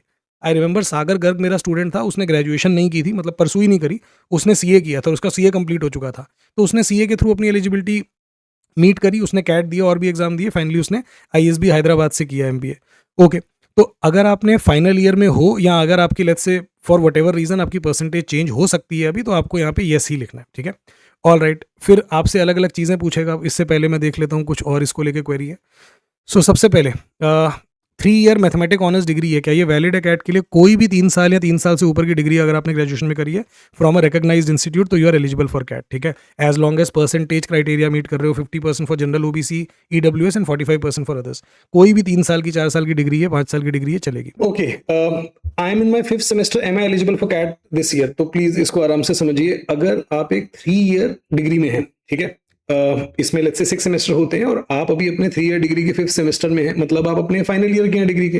सिमिलरली लेट्स से अगर आप एक 4 ईयर डिग्री में हैं, you are in your 7th semester, ठीक है, तो you are absolutely eligible to take CAT. Understand कि जब आप कैट का एग्जाम लिखते हो, पूरी की पूरी टाइमलाइन समझो, आप नवंबर में कैट दोगे, ठीक है, नवंबर में आपने कैट अपीयर किया, अब नेक्स्ट ईयर के मार्च में, फरवरी में, इनफैक्ट एक रेंज ले लेते हैं, नेक्स्ट ईयर फरवरी से अप्रैल या इवन इन सम केसेस मई तक आप इंटरव्यूज दोगे। अब उसके बाद उन इंटरव्यूज वगैरह सबका रिजल्ट आएगा, आपको पता लग जाएगा सिलेक्शन हो गया नहीं हो गया आपका। उसके बाद मोस्ट लाइकली जून से लेके जून जुलाई में, कुछ वर्स्ट केस में अगस्त तक होता है, जून जुलाई से आपके बी स्कूल की एडमिशन, आपके बी स्कूल की क्लासेस कमेंस हो जाती हैं। सो बेसिकली आप जून या जुलाई में, नेक्स्ट ईयर के जून या जुलाई में अपनी MBA स्टार्ट कर रहे होगे। तो आप बस ये देख लो कि क्या अगले साल के जून जुलाई तक, या इवन अगस्त तक, या इवन सितंबर तक, वर्स्ट केस सिनेरियो लेते हैं, क्या अगले साल के सितंबर तक आपके ग्रेजुएशन के एग्जाम्स अपीयर हो चुके होंगे। मैं ये नहीं बोल रहा कि रिजल्ट आ गया होगा, रिजल्ट शायद और लेट आए, डिग्री तो खैर और बहुत बाद में मिलेगी। मेरा आपसे सिंपल क्वेश्चन है, क्या नेक्स्ट ईयर के सितंबर तक आपके ग्रेजुएशन के सारे एग्जाम, मतलब आपके फाइनल ईयर या फाइनल सेमेस्टर का जो आखिरी एग्जाम है, वो आपके नेक्स्ट ईयर सितंबर तक हो चुके होंगे? अगर हाँ, तो it is absolutely fine, you are eligible for CAT. Simple अपने आप से एक चीज पूछो कि क्या अगले साल के अगस्त सितंबर तक मेरे आखिरी एग्जाम कंडक्ट हो गए होंगे। वैसे इसको लेके जो रूल है वो आपको बता देता हूं।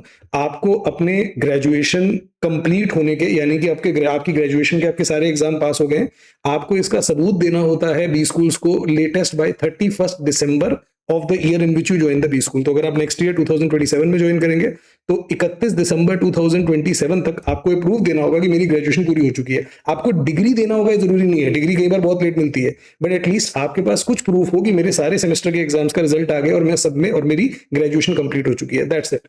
लाइकवाइज अगर कोई पूछे कि मैं अभी वैसे तो डूइंग मत लिखा करो, आई एम परसुइंग बोलते हैं। काफी लोग बोलते हैं I am doing BTech. Truth is a lot of people are doing BTech, but at least don't say it. I am pursuing my graduation and will be completed by the end of July. Cool.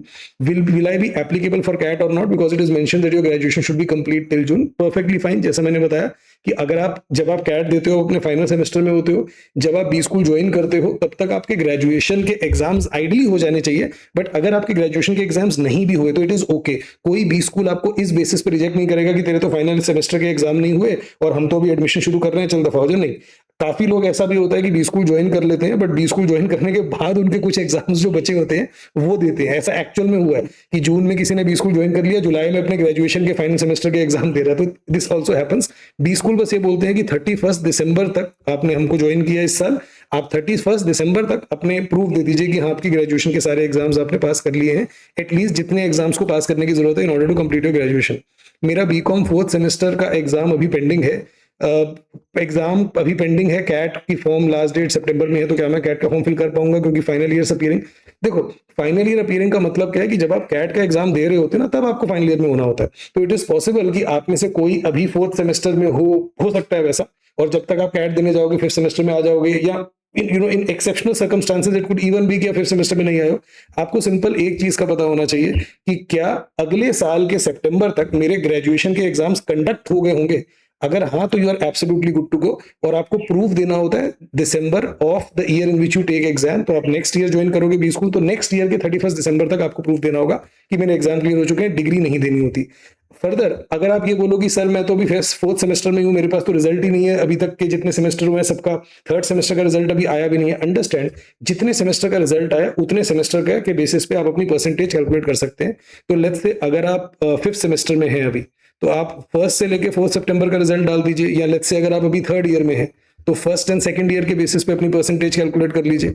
अब कोई अगर बोलता है कि sir मेरे पास तो सिर्फ 1st से लेके 3rd सेमेस्टर का रिजल्ट है, 4th का भी डिक्लेयर नहीं हुआ, या मेरे पास अभी सिर्फ 1st ईयर का रिजल्ट है, 2nd का डिक्लेयर नहीं हुआ, परफेक्टली फाइन।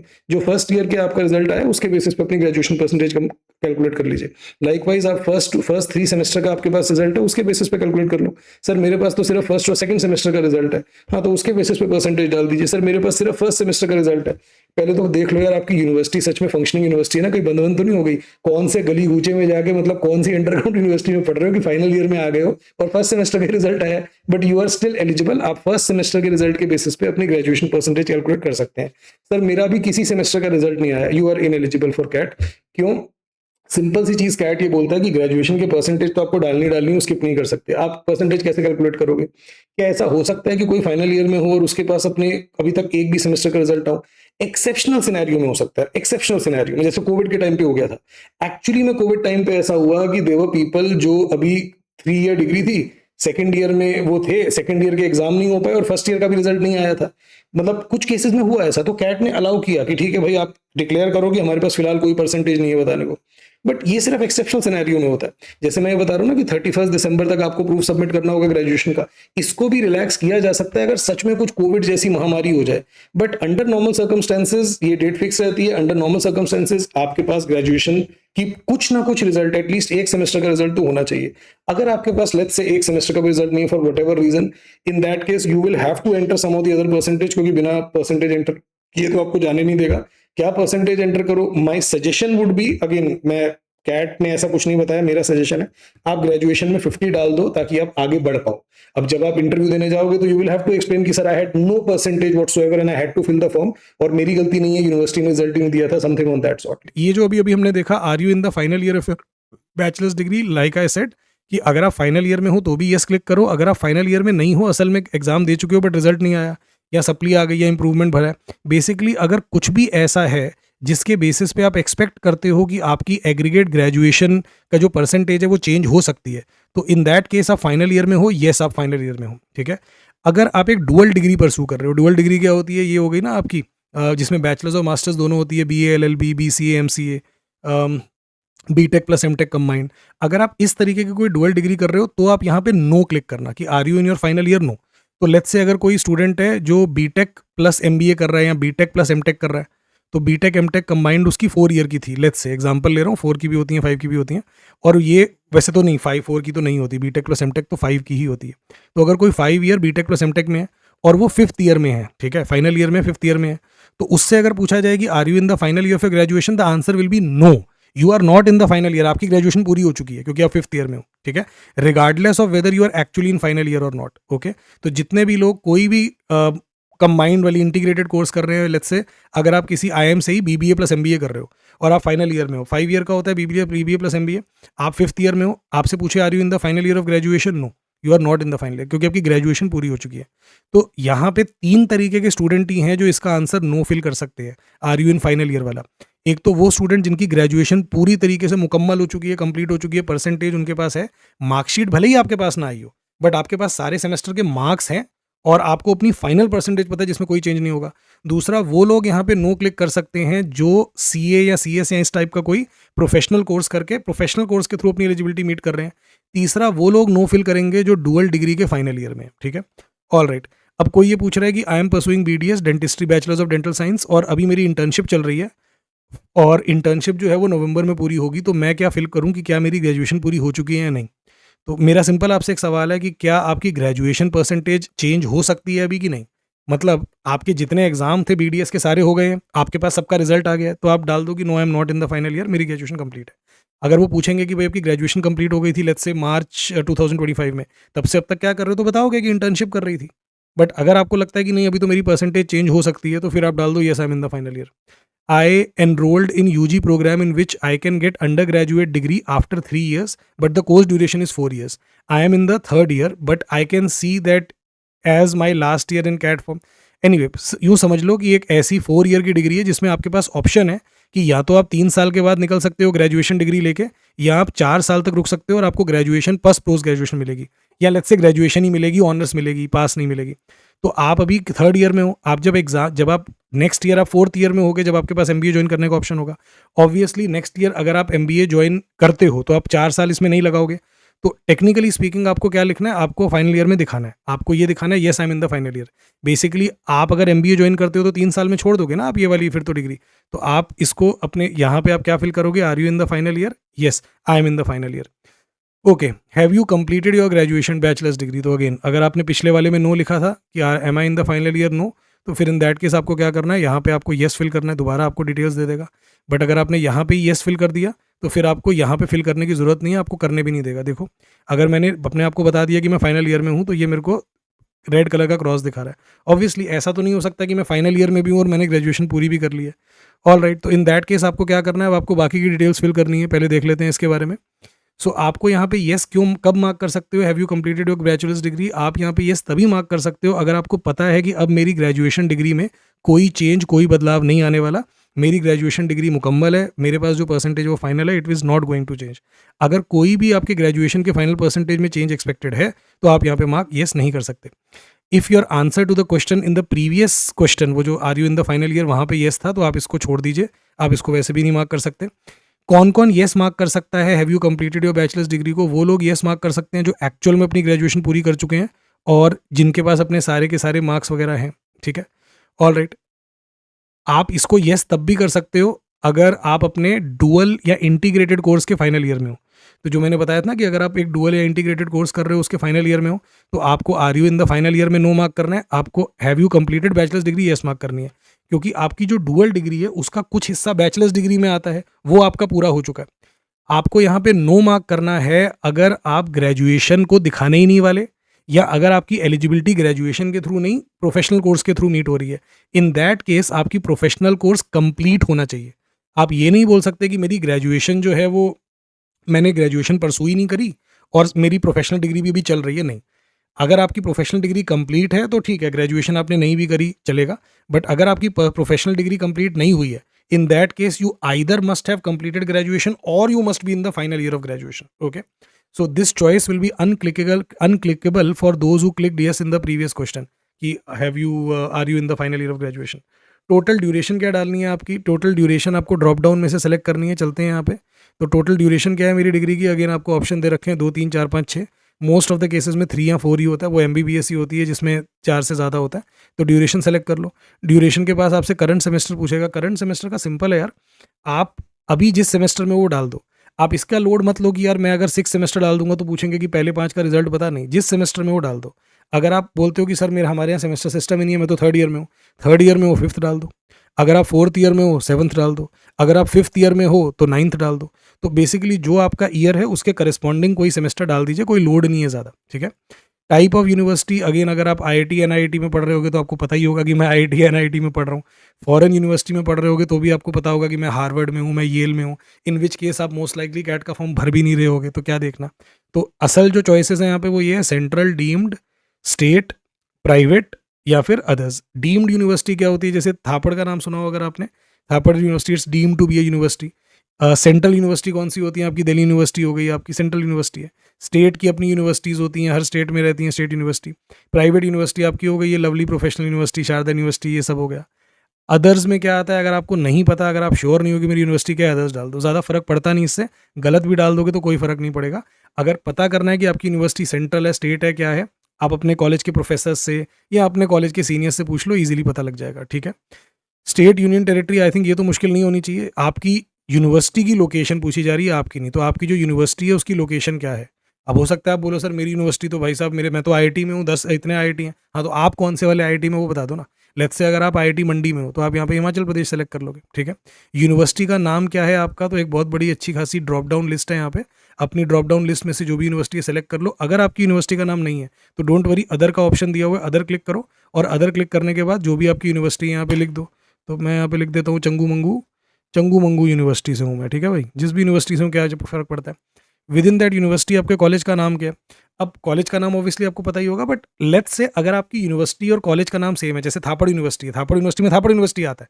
इसी तरीके से आपकी डीटीयू है, दिल्ली टेक्निकल यूनिवर्सिटी, उसके अंदर डीटीयू ही आता है, तो सेम डाल दो आप। Let's say Changu Mangu university में कोई ज़्यादा कॉलेज वॉलेज नहीं है, ऐसा चंगू मंगू यूनिवर्सिटी ही है, तो यहाँ पे चंगू मंगू यूनिवर्सिटी डाल देंगे, ठीक है। ऑल राइट, डिग्री नेम, तो आपको यहाँ पे अपनी डिग्री का नाम बताना है। अब ये बहुत एग्जॉस्टिव लिस्ट है यार, यहाँ पे सारी डिग्रीज आपको मिल जाएंगी। स्टिल अगर आपको अपनी, पहले तो ये देख लो, इन्होंने वैसे ये अब की बार क्लैरिफाई भी कर दिया, लास्ट ईयर ये नहीं थी इन्फॉर्मेशन।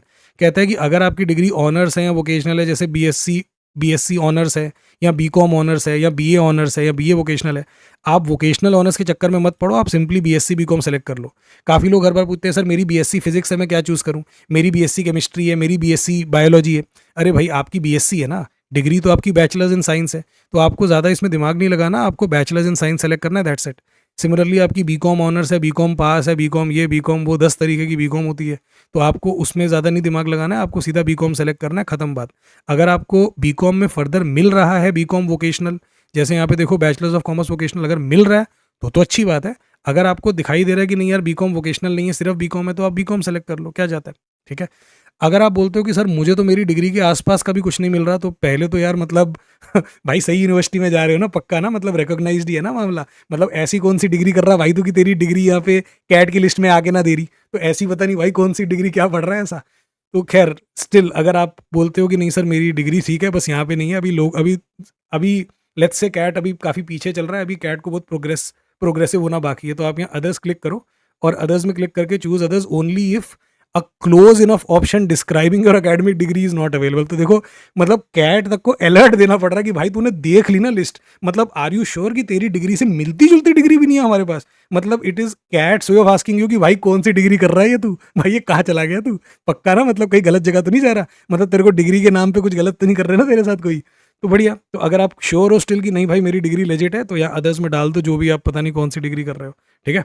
ओके, उसके बाद डिसिप्लिन पे आ जाते हैं। डिसिप्लिन में अगेन बहुत बड़ी एग्जॉस्टिव लिस्ट है यार, मतलब it's hard for me to imagine. इन्होंने निट वेयर डिज़ाइन तक दे रखा है, सोचो निट वेयर डिज़ाइन भी एक डिसिप्लिन दे रखा है। तो अगर ये इसमें आपको नहीं मिल रहा अपना डिसिप्लिन तो बड़ी अजीब बात है। बाय द वे, अगर कोई बोलता है कि मैं बीए उर्दू या बीए इंग्लिश बीए हिंदी कर रहा हूँ, आप लैंग्वेजेस सेलेक्ट कर सकते हो, ठीक है। अगेन आपको यही करना है कि देखना है कि मैं जो पढ़ाई कर रही हूँ उसके आसपास क्या निकल के आता है, ओके। जैसे अब कोई अगर हॉस्पिटैलिटी मैनेजमेंट कर रहा है, तो हॉस्पिटैलिटी मैनेजमेंट में देखो होटल एंड टूरिज्म मैनेजमेंट, तो हॉस्पिटैलिटी यही होटल ही हो गया ना, तो टूरिज्म हो गया, तो या तो क्या आपको मिल रहा है अपने आसपास का। ग्रेजुएशन स्ट्रीम में लास्ट ईयर तक दो ही ऑप्शन होते थे, इंजीनियरिंग और नॉन इंजीनियरिंग, लास्ट ईयर तक यही दोनों ऑप्शन होते थे। इस साल इन्होंने फर्दर इंक्रीज कर दिया, तो ध्यान से समझ लो इंजीनियरिंग क्या होती है। अगर आप 4 साल की बीटेक या बीई कर रहे हो, so the only definition of engineering is, अगर आप 4 इयर्स की बीटेक या बीई डिग्री कर रहे हो, अपने सीनियर से कंफर्म कर लो कि सर हम जो ये कर रहे हैं आपने लास्ट ईयर पूरी कर ली, मेरे को गाइड कर दो, आपने कैट भी भरा होगा, ये बीटेक या बीई में आता है।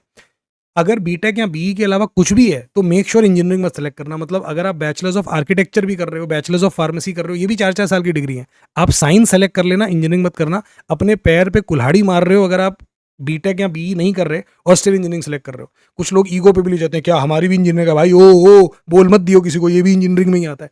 भाई फिलहाल के लिए इंजीनियरिंग में मत लाओ उसको, इंजीनियरिंग में होना अपने आप में नुकसान है, ठीक है। कैसे नुकसान है अलग से बात करेंगे कभी, बट मतलब अंडरस्टैंड कि जितनी आपकी ग्रेजुएशन कोर्स है, जितना आपका डिसिप्लिन जितना ज़्यादा वियर्ड है, वियर्ड बोले तो जितना ज़्यादा नॉन मेन स्ट्रीम है उतना आपके लिए अच्छा है। कौन सा वाला डिसिप्लिन या कौन सा वाला कोर्स सबसे ज़्यादा मेन स्ट्रीम है, मतलब किसके सबसे ज़्यादा स्टूडेंट्स अप्लाई करते हैं, इंजीनियरिंग और बीकॉम। तो अगर आप इंजीनियरिंग फिल कर रहे हो जबकि आपको नहीं फिल करना चाहिए, तो मतलब आप उड़ता तीर ले रहे हो अपने कान में, कि उड़ता तीर कान में अपने पकड़ के, उड़ता तीर आए उठा के कान में मार लिया, प्लीज़ ये मत करो।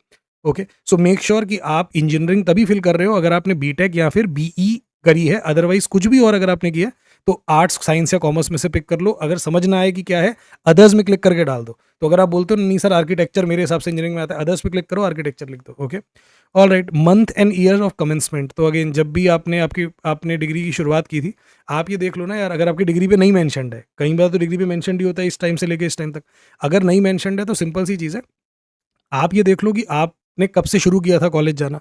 तो लेट्स से कोई बोलता है कि मैंने मई 2022 में शुरू किया था, ठीक है, मई 2022 से स्टार्ट हो गया।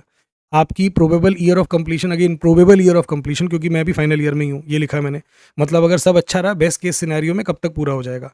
तो इसके लिए आपको ड्यूरेशन देख लो क्या है, 3 साल की ड्यूरेशन है। मई 22 में शुरू हुआ था तो आप यहाँ पे मई 25 डाल दो। अब ज़रूरी नहीं है कि आपके एग्जाम मई 25 में ही होंगे, भाई 3 साल मेरे को करने थे पूरे, मैंने ऐसे कर दिए, ठीक है। क्योंकि अगर आपने पीछे मई 22 डाला है और यहाँ पे आप अप्रैल 25 सेलेक्ट करोगे, तो हो सकता है आगे सबमिट के टाइम पे वो मना करे कि भाई आपकी 3 साल पूरे नहीं हुए अभी। तो आप उसको थोड़ा, ये जो कमेंसमेंट और कंप्लीशन है, इसको थोड़ा ऊपर नीचे कर सकते हैं, इसकी कोई दिक्कत नहीं है।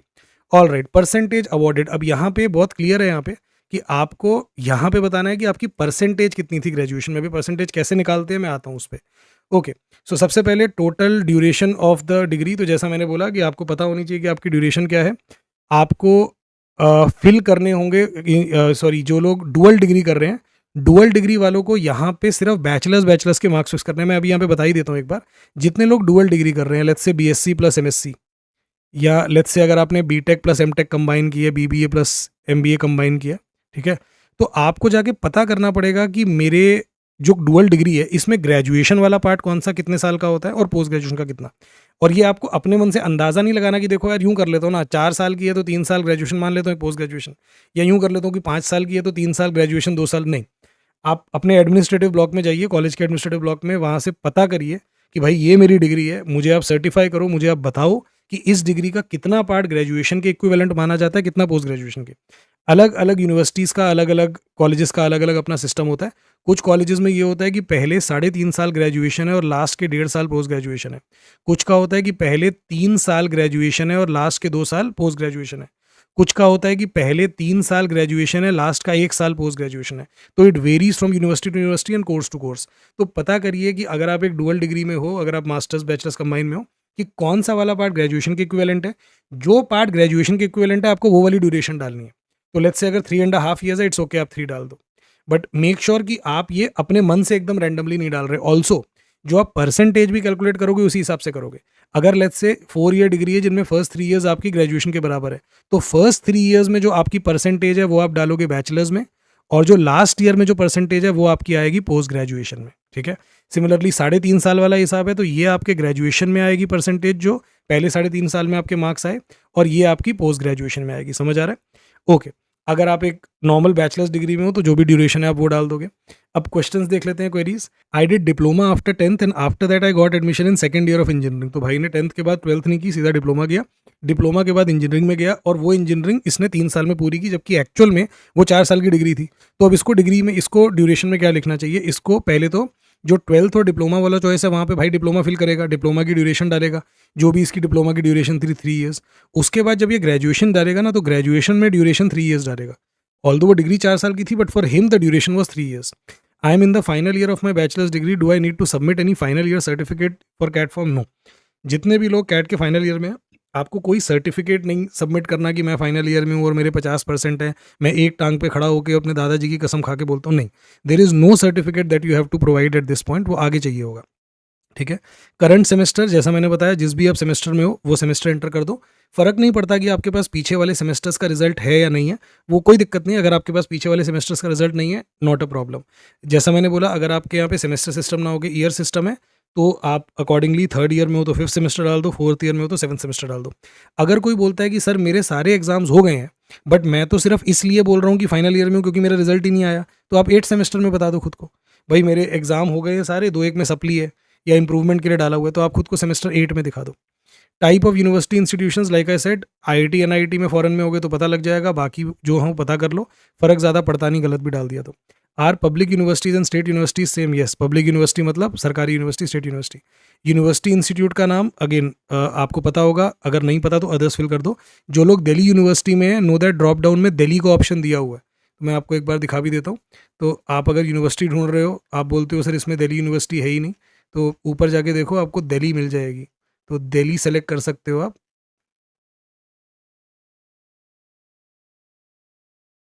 ये रहा, तो ये आपकी दिल्ली है, ठीक है। ऑल राइट, नेक्स्ट क्या है, name of the college institution, again आपको पता होगा, पूरा नाम फिल करना है यार। तो अगर आप MSIT में हो, महाराजा सूरजमल इंस्टीट्यूट ऑफ टेक्नोलॉजी, तो पूरा महाराजा सूरजमल इंस्टीट्यूट ऑफ टेक्नोलॉजी लिखना, शॉर्ट फॉर्म मत लिखना। हो सकता है कि आपकी यूनिवर्सिटी और आपके कॉलेज का नाम सेम हो, that is fine, that is absolutely acceptable. Degree name, अपनी डिग्री का नाम चूज़ करेंगे एक ड्रॉप डाउन लिस्ट से, जैसा मैंने बताया। अगर आपको एग्जैक्ट डिग्री, आपको BSc ऑनर्स, BSc पास, BSc चूज़ कर लो, इट इज़ फाइन। अगर आपको डिग्री का नाम ना मिले तो अदर्स पे क्लिक करके टाइप कर दो। Sir I have BCom honours degree, what should I mention in the form, only BCom या कोई ऑप्शन है बीकॉम ऑनर्स का, आपको बीकॉम पिक करना है। डिसिप्लिन, अगेन आपको डिसिप्लिन चूज करना है, choose the one that is closest to the discipline given. यही चीज़ उन्होंने भी बताई हुई है कि जो आसपास का डिसिप्लिन लग रहा है वो चूज कर लो। वैसे आपको बता दूं कि जो भी आप डिसिप्लिन चूज करते हो, जितना ज़्यादा कॉमन डिसिप्लिन चूज करते हैं उतना नुकसान होता है। बट इसका मतलब ये नहीं कि आप मैनिपुलेटिव हो सकते हो, इसका मतलब ये नहीं कि आपने इंजीनियरिंग करी है बट आप चूज कर लो BA स्टैटिस्टिक्स ऑनर्स ना, जो असल है आपको वो डालना है। अगर आप BA इंग्लिश उर्दू हिंदी कर रहे हो तो लैंग्वेजेस पिक कर सकते हो। ग्रेजुएशन स्ट्रीम, मैंने आपको बताया कि लास्ट ईयर तक क्या होता था, सिर्फ दो होती थी, बीटेक मतलब इंजीनियरिंग और नॉन इंजीनियरिंग। इंजीनियरिंग में कौन आता है, कोई भी जो 4 साल की बीटेक कर रहा है या BE कर रहा है वो तो आता ही है। अगर आप एक डुअल डिग्री कर रहे हो, बीटेक प्लस एमटेक, या अगर आपने बीटेक प्लस MSc कर रहे हो, मतलब अगर आप एक डुअल डिग्री कर रहे हो जिसका बैचलर्स पार्ट बीटेक है, तो भी आपको यहाँ पे इंजीनियरिंग ही पिक करना है। क्वेरीज देख लेते हैं कि मैंने 3 साल का डिप्लोमा किया सिविल इंजीनियरिंग में, उसके बाद ग्रेजुएशन मैंने 22-23 में करी। सो बेसिकली भाई ने 10th पूरी करी 2013 में, फिर उसके बाद बिना 12th के सीधा डिप्लोमा किया 13 to 16, फिर उसके बाद इसने 12th करी इवेंचुअली 18-19 में और 20 में ग्रेजुएशन ज्वाइन करी। तो पहला, क्या मुझे इंजीनियरिंग फिल करना है स्ट्रीम में? नहीं, हमारी जो स्ट्रीम होती है, जो इंजीनियरिंग या नॉन इंजीनियरिंग, ये ग्रेजुएशन पे डिपेंड करती है, आपके 12th या 12th के इक्विवेलेंट डिप्लोमा पे नहीं, तो आपको इंजीनियरिंग चूज नहीं करना। दूसरा सवाल, अब मैं डिप्लोमा शो करूं कि 12th शो करूं, क्योंकि दोनों में से एक कर सकते हो, जिसमें ज़्यादा परसेंटेज हो। आपका डिप्लोमा या 12th में अगर किसी ने दोनों कर रखे हैं, जिसमें ज़्यादा परसेंटेज है वो शो करो, ताकि आपको ज़्यादा मार्क्स मिलेंगे, एकेडमिक स्कोर मिलेगा बी स्कूल में। अगर आपसे पूछेंगे कि भाई ये कैसे, 2013 में आपने 10th की थी तो 2019 में जाके 12th करी, इतना लंबा कहाँ सो गए थे, तो आप बताओगे कि मैंने डिप्लोमा किया था, उसके बाद काम भी कर रहा था, वर्क एक्स में वो काम इसलिए नहीं दिखाया क्योंकि ग्रेजुएशन से पहले का वर्क एक्स काउंट नहीं होता, तो that is fine. Month and year of your course commitment, again degree पे लिखा होता है, बाकी ये कॉलम मैटर नहीं करता, आप अपने हिसाब से थोड़ा डाल दो जब से कॉलेज जाना शुरू किया था। मेरे कॉलेज इवेंचुअली जनवरी 2021 में स्टार्ट हुआ, जबकि अगस्त 2020 में होना था, पैंडेमिक की वजह से डिले स्टार्ट हुआ। तो मुझे month and year of commencement क्या डालना चाहिए? सिंपल देखो यार भाई, सिंपल रखो। आपकी डिग्री पूरी कब हुई? लेट्स से आप बोलते हो कि मेरी डिग्री पूरी हुई मई 2024 में, है ना, मई 2024 में पूरी हुई। अब आपकी ड्यूरेशन कितनी है? 3 साल है, तो मई 24 से 3 साल निकाल दो तो क्या हो जाता है? मई 2021 हो जाता है ना, बस आप मई 2021 डाल दो। तो आप चीज़ों को एडजस्ट कर सकते हो सो एज टू अलाइन, बाकी ज़्यादा फर्क पड़ता नहीं इससे। All right, probable month and year of completion, तो यहाँ पे प्रोबेबल दिया है, इसका मतलब ही यही है कि भाई बेस्ट केस सिनेरियो में अगर सब सही रहा तो कब तक डिग्री पूरी कर लोगे। क्या ये कॉलम मैटर करता है? उसके लिए जिसके पास वर्क एक्सपीरियंस है। एग्जाम्पल लो, अगर मान लो किसी ने मई 2024 में एग्जाम्स दे दिए थे अपने ग्रेजुएशन के, रिजल्ट आते आते लेट्स से अगस्त आ गया, अगस्त 2024 आ गया, मार्कशीट तो और बाद में आई, मार्कशीट पे सितंबर लिखा हुआ है, बट इस बंदे ने जॉब करनी शुरू कर दी थी जून 2024 से ही। तो आप चाहते हो ना कि आपका ये वर्क एक्स काउंट हो जून 2024 से लेके जुलाई 2025 तक का, you want this work ex to be counted? Yes. अगर आप चाहते हो कि ये वर्क एक्स काउंट हो तो आप क्या करना, मई 24 डालना, अगस्त 24 मत डालना। तो अगर आपने अपनी ग्रेजुएशन के एग्जाम के बाद से जॉब करनी शुरू कर दी थी तो ऑफकोर्स आप चाहोगे कि वो वर्क एक्स के आपको पॉइंट्स मिले। इन दैट केस आप क्या करो, जो प्रोबेबल मंथ ऑफ कंप्लीशन है, जब आपने एग्जाम दिए थे ना ग्रेजुएशन के, आप देखो आपने अपने ग्रेजुएशन के फाइनल ईयर या फाइनल सेमेस्टर के एग्जाम कब दे दिए थे। लेट्स से आप बोलते हो कि मैंने अप्रैल 2023 में लास्ट एग्जाम अपने सारे दे दिए थे, और आप वर्क एक्सपीरियंस दिखा ही रहे हो मे 23 ऑनवर्ड्स, तो ठीक है, मे 23 से आपका वर्क एक्स काउंट होने लग जाएगा, क्योंकि आपका वर्क एक्स तभी शुरू हो सकता है अगले वाले पेज में जब आपकी ग्रेजुएशन कंप्लीट हो चुकी हो। तो अगर आप दिखाओगे कि मेरी ग्रेजुएशन अगस्त 24 में हुई है, तो आपका वर्क एक्स उससे पहले का नहीं हो सकता, ठीक है। ऑल राइट, बाकी अगर आप बोलते हो कि नहीं सर मेरा तो वर्क एक्स है ही नहीं, फिर तो आप कोई भी डालो, चाहे आप मे 24 डालो, चाहे अगस्त 24 डालो, क्या फ़र्क पड़ता है। Query, my final exam result were declared on March and I had completed my compulsory internship in October. तो मैं कौन सी डेट डालूं कंप्लीशन की? दोनों में से कोई भी डाल लो, कोई फ़र्क नहीं पड़ता। आप अगर मार्च भी डालते हो तो आप डाल सकते हो, पूछेंगे मार्च के बाद क्या कर रहे थे, बता दो कि इंटर्नशिप कर रहा था। So I actually got a back in an exam, और इस दिसंबर में मेरा फाइनल एग्जाम होगा और मेरा रिजल्ट अप्रैल तक आएगा। बढ़िया, तो आपका बैक आ गई थी जिसका रिजल्ट अब आप दोगे दिसंबर में एग्जाम, और आपका अगले साल अप्रैल में रिजल्ट आएगा। आपका कमेंसमेंट ईयर जून 2023 था, बट कंप्लीट होनी चाहिए थी 26 में, बट अब 26 तो होगा नहीं, अब तो अप्रैल 27 डाल दिया फॉर्म में, तो कुछ गलती कर दी। देखा जाए तो कोई गलती नहीं है, इट्स ओके, टोटली फाइन। अब इसमें ना बस एक थोड़ा सा प्रॉब्लम बस ये है कि क्या आपने सबसे पहले तो ये बता दो कि आपके लिए क्या ये बैक वाला एग्जाम देना जरूरी है। जैसे कुछ ग्रेजुएशन में ऐसा होता है कि that you can leave certain subjects. जैसे मैंने जो ग्रेजुएशन करी थी बैचलर्स ऑफ फार्मेसी, उसमें ऐसा था कि you have to complete certain credits. अगर आपने उतने क्रेडिट पूरे कर लिए तो आपने अगर एक दो सब्जेक्ट छोड़ भी दी तो उससे फर्क नहीं पड़ेगा। जैसे हमारी ग्रेजुएशन में लेजिट हर कोई 2 सब्जेक्ट तक छोड़ सकता था, क्योंकि 2 सब्जेक्ट छोड़ के भी क्रेडिट पूरे हो जाते थे। आपके लिए क्या इस बैक को क्लियर करना जरूरी है आपकी ग्रेजुएशन कंप्लीशन के लिए? अगर तो आप बोलते हो कि नहीं, बिना इसके भी मेरी ग्रेजुएशन कंप्लीट हो जाएगी, मतलब इसको कंप्लीट करना जरूरी नहीं है, तो आप जून 26 को ही डाल सकते हो कि मेरी जून 26 को ग्रेजुएशन पूरी हो गई। बट अगर आप बोलते हो कि नहीं sir, this is a subject that I have to clear for my graduation to be complete, yes, in that case आपका probable year of completion June 26 नहीं होता। अब आप क्या डालोगे फिर probable year of completion? That actually depends. अगर तो आप कोई जॉब वॉब नहीं कर रहे हो, अगर तो आप यही कि भाई जो भी मैं कर रहा हूँ, आई एम नॉट वर्किंग एनीवेयर, तो ठीक है, फिर तो आपका जब भी इसका रिजल्ट आएगा आप तब डाल देना। लेट्स से अगर इसका रिजल्ट अगले साल आता है अप्रैल 27 में, तो आप अप्रैल 27 का प्रोबेबल ईयर ऑफ कंप्लीशन डाल दो। बट अगर आप बोलते हो कि नहीं सर मैंने तो जॉब शुरू कर दी है या मैं हाल फिलहाल में करने वाला हूँ, इन that case what you can do is कि आप प्रोबेबल ईयर ऑफ कंप्लीशन दिसंबर 26 डाल दो, क्योंकि आपका दिसंबर में एग्जाम होगा, तो जब एग्जाम दिया उसको भी आप मान सकते हो कि ये मेरा कंप्लीट हो गया था। तो अब दिसंबर 26 को आप completion, probable year of completion डाल दो। इससे क्या होगा, इससे आप जो भी जॉब कर रहे हो, आपका दिसंबर तक का तो वर्क एक्स काउंट नहीं होगा, बट जनवरी ऑनवर्ड्स जो आपका वर्क एक्स है वो काउंट होने लग जाएगा, ठीक है। तो the really what really there are two things that matter here. A, is it mandatory to clear this subject for your graduation to be complete? If yes, then you can not put June 26। दूसरा, क्या आप job करने वाले हो या job कर रहे हो? अगर हाँ, in that case put December 26 as the probable year of completion, जो आपका एग्जाम देने का टाइम है। If no, in that case आपने अप्रैल 27 भी डाल दिया तो कोई दिक्कत नहीं है। मैंने इस साल जून में अपना फाइनल सेमेस्टर का पेपर दिया है, but unfortunately I have got a backlog. तो वही सेम ही क्वेश्चन है, मैंने जो भी आंसर कर दिया कि अगर आपका बैकलॉग है जो आप नेक्स्ट ईयर जून क्लियर करोगे, तो बिल्कुल जो मैंने अभी अभी पीछे बताया सेम चीजें हो जाएगी। Okay, I have done BCom, 4 year degree है, 17 to 21, 3 साल का कॉलेज था और 1 साल की इंटर्नशिप थी, कंपलसरी इंटर्नशिप थी, it was a part of the degree. My degree certificate shows 2020 as the year of completion because they don't consider internship year, but actually मेरी डिग्री 21 में हुई थी, तो मैं क्या डालूँ? आप 2021 डाल दो ताकि आपका गैप कम दिखाई दे। अगर आप दिखाओगे कि मेरा 2020 में पूरा हुआ था, आपने जॉब शुरू की होगी 21, 22, 23 से, तो वो गैप दिखाई देगा ना, तो इसलिए आप 2021 डालो।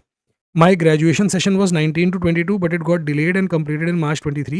What is the year of completion and what should I fill in the CAT form 22-23? तो अगर आप डिपेंड करता है अगेन आपने जॉब कब से ज्वाइन की थी। अगर आपने 2022 से जॉब ज्वाइन कर ली थी तो आप 22 दिखाओ ईयर ऑफ कंप्लीशन, ताकि आपकी जॉब आपको वर्क एक्स मिले। बट अगर आपके पास कोई वर्क एक्स नहीं है तो फिर आप 23 दिखाओ ताकि गैप कम दिखाई दे। I was supposed to graduate in 2022, but because of COVID, my final exams got delayed to December 22. The results were declared in January 23. What should I fill as my graduation year? Either is fine. आपको again जनवरी 23 और दिसंबर 22 में क्या ही फर्क पड़ता है, दोनों में से कोई डाल दो। हाँ, बट अगर आपके पास वर्क एक्स है, अगर आपके एग्जाम्स कब हुए थे, अगर एग्जाम दिसंबर 22 में हुए थे तो उससे पहले, एग्जाम से पहले तो आपकी डिग्री पूरी नहीं हो सकती ना, तो आप दिसंबर 22 या जनवरी 23 डाल दो, 1 महीने का ही फर्क है, क्या ही फर्क पड़ेगा। Finally, percentage awarded by university. Now, this is important. You cannot afford to make a mistake in this step. Graduation की परसेंटेज कैसे कैलकुलेट होगी? वही करेंगे ना सर कि जितने भी मार्क्स दिए हुए हैं सारे के सारे मार्क्स डाल देंगे? नहीं, देखो 10th 12th को लेके कैट बोलता है कि भाई जितने भी आपके मार्क्स मार्कशीट में आप वो सारे के सारे मार्क्स को लेके परसेंटेज कैलकुलेट करो या जीपीए कैलकुलेट करो। ग्रेजुएशन को लेके कैट बोलता है कि अगर आपकी यूनिवर्सिटी ने आपको एक फाइनल परसेंटेज दिया है, अगर आपकी ग्रेजुएशन कंप्लीट हो गई है तो ऑब्वियसली आपको जो फाइनल परसेंटेज है वो डालनी है। अगर आपकी ग्रेजुएशन कंप्लीट नहीं हुई है तो अभी तक जितने सेमेस्टर है, प्लीज़ इस बात का ध्यान रखना, काफ़ी लोगों को ये गलतफहमी होती है कि जो मेरा सबसे रीसेंट सेमेस्टर है मैं उसके परसेंटेज डाल देता हूँ। नहीं, जितने सेमेस्टर्स का या जितने ईयर्स का रिजल्ट अब तक डिक्लेयर हो चुका है, आपको उन सारे सेमेस्टर्स को ध्यान में रखते हुए अपनी परसेंटेज कैलकुलेट करनी है। नाउ कैट गाइडलाइन क्या बोलती है ग्रेजुएशन और पोस्ट ग्रेजुएशन दोनों के लिए, कि जो आपको एग्रीगेट परसेंटेज आपके यूनिवर्सिटी ने अवार्ड करी है वो फाइनल है। मतलब आपकी लेट्स से ग्रेजुएशन पूरी हो चुकी है और आपकी मार्कशीट पे आपको 73% दिया गया है। अब कॉलेज इस 73% पे कैसे पहुंचा doesn't matter, this is your final percentage. अब ये अपने आप में अजीब चीज़ है, आप बोलोगे सर 10th-12th में तो ना मान लिया कैट ने, सर 10th में भी तो ऐसे 93% लिखा था वो तो नहीं माना। हाँ, वहाँ पे नहीं माना, वहाँ पे बोला कि सारे सब्जेक्ट्स आप ऐड करो। But when it comes to your graduation और पोस्ट ग्रेजुएशन तो कैट बोलता है कि आपकी ग्रेजुएशन या पोस्ट ग्रेजुएशन मार्कशीट पे जो भी परसेंटेज दी है, हमको नहीं पता कॉलेज ने वो कैसे कैलकुलेट करी। चाहे कॉलेज ने सारे सब्जेक्ट्स गिने, चाहे कॉलेज ने 50% सब्जेक्ट्स गिने, चाहे कॉलेज ने अपनी मर्जी इंडी पिंडी पापा शिंडी करके परसेंटेज दे दी। अगर आपकी ग्रेजुएशन की डिग्री या ग्रेजुएशन की मार्कशीट पे फाइनल परसेंटेज मैंशनड है गिवन बाय द कॉलेज, तो बस वो फाइनल है, खत्म, उसके आगे कोई सवाल ही नहीं है। अब आप बोलते हो कि नहीं सर मेरे कॉलेज में हमारे यहाँ पे फाइनल परसेंटेज नहीं दी जाती, या लेट्स से मैं अगर अभी कॉलेज में हूँ, मेरे को और हमारी मार्कशीट पे परसेंटेज होती नहीं है। अगर तो आप फाइनल ईयर में हो और आपकी मार्कशीट पे परसेंटेज होती है तो आपके लिए आसान है, कोई दिक्कत नहीं है, परसेंटेज की एवरेज निकाल लो आप, है ना, 5 सेमेस्टर है, निकाल लो एवरेज पाँचों की। बट अगर आप बोलते हो नहीं सर हमारी मार्कशीट पे परसेंटेज होती नहीं है, सिर्फ सब्जेक्ट्स होते हैं और मार्क्स होते हैं और सीजीपीए होता है, तो बढ़िया, सीजीपीए को कन्वर्ट कर लो। अगर आपके पास लेट्स से सीजीपीए आपको क्लियरली गिवन है, तो आपको सीजीपीए गिवन है तो उसका फॉर्मूला भी गिवन होगा। लेट्स से आपको एक सेमेस्टर है, 5 सेमेस्टर्स हो चुके हैं आपके, हर सेमेस्टर का अपना अलग अलग सीजीपीए, तो वही करो, पहले एवरेज सीजीपीए निकाल लो, जैसे हमने देखा था ना 10th-12th में कि 5 सेमेस्टर है, सबको ऐड करो, डिवाइड बाय 5 करो, तो एवरेज सीजीपीए आ गया। एवरेज सीजीपीए को फिर क्या करो, वो फैक्टर से मल्टीप्लाई कर दो, जो आपकी यूनिवर्सिटी का फैक्टर है, परसेंटेज आ गई। अगर फैक्टर नहीं दिया हुआ आपकी मार्कशीट पे, जाओ यूनिवर्सिटी के पास, पूछो कि भाई ये क्या बात है, मेरे को आप फैक्टर दो, मैं मल्टीप्लाई करूंगा। अगर यूनिवर्सिटी लिख के देता है आपको कि हमारे पास कोई फैक्टर नहीं है, वैसे तो ऐसा होगा नहीं, अगर वो लिख के देता है कि हमारे पास कोई फैक्टर नहीं है, तो इन दैट केस आप वही कर सकते हो, आप 10 से मल्टीप्लाई कर सकते हो, ठीक है। अच्छा अगर आप बोलते हो कि सर हमारे तो मार्कशीट पे कोई सीजीपीए मेंशन नहीं होता, हमारी मार्कशीट पे हर सब्जेक्ट का अपना एक एक जीपी होता है, ग्रेड पॉइंट, तो कोई दिक्कत नहीं, हर सब्जेक्ट का ग्रेड पॉइंट है तो निकाल लो ना, खुद से सीजीपीए निकाल लो, सबका सीजीपीए निकाल के एवरेज ले लो, उसको मल्टीप्लाई कर लो। अगर आप बोलते हो कि हमारी मार्कशीट पे कोई जीपी नहीं होता, सब्जेक्ट्स होते हैं और मार्क्स होते हैं, तो बहुत अच्छी बात है, सारे मार्क्स को लो, सबको ऐड करो, निकाल लो परसेंटेज, सिंपल ही हो गया, बिल्कुल 10th-12th वाला। क्या सारे सब्जेक्ट्स को कंसिडर करूँ? हाँ, सारे सब्जेक्ट्स को कंसिडर करो। अगर आपकी कोई परसेंटेज या सीजीपीए नहीं लिखी आपकी ग्रेजुएशन या पोस्ट ग्रेजुएशन मार्कशीट पे, consider all the subjects to calculate the percentage, ठीक है। सो दोबारा से एक बार बता रहा हूँ, ग्रेजुएशन परसेंटेज कैसे कैलकुलेट होगी।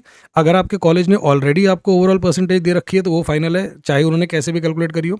अगर फाइनल परसेंटेज नहीं दे रखी, फाइनल सीजीपीए दे रखी है हर सेमेस्टर की, या ओवरऑल सीजीपीए दे रखी है पूरे के पूरे आपके ग्रेजुएशन की, तो आप उस फाइनल सीजीपीए के थ्रू परसेंटेज कैलकुलेट कर सकते हो using the conversion policy followed by the university. अगर वो भी अवेलेबल नहीं है तो आप क्या करो, इंडिविजुअल जो सेमेस्टर्स की एसजीपीए सीजीपीए है उनको आप एवरेज निकाल लो और उसको मल्टीप्लाई कर लो।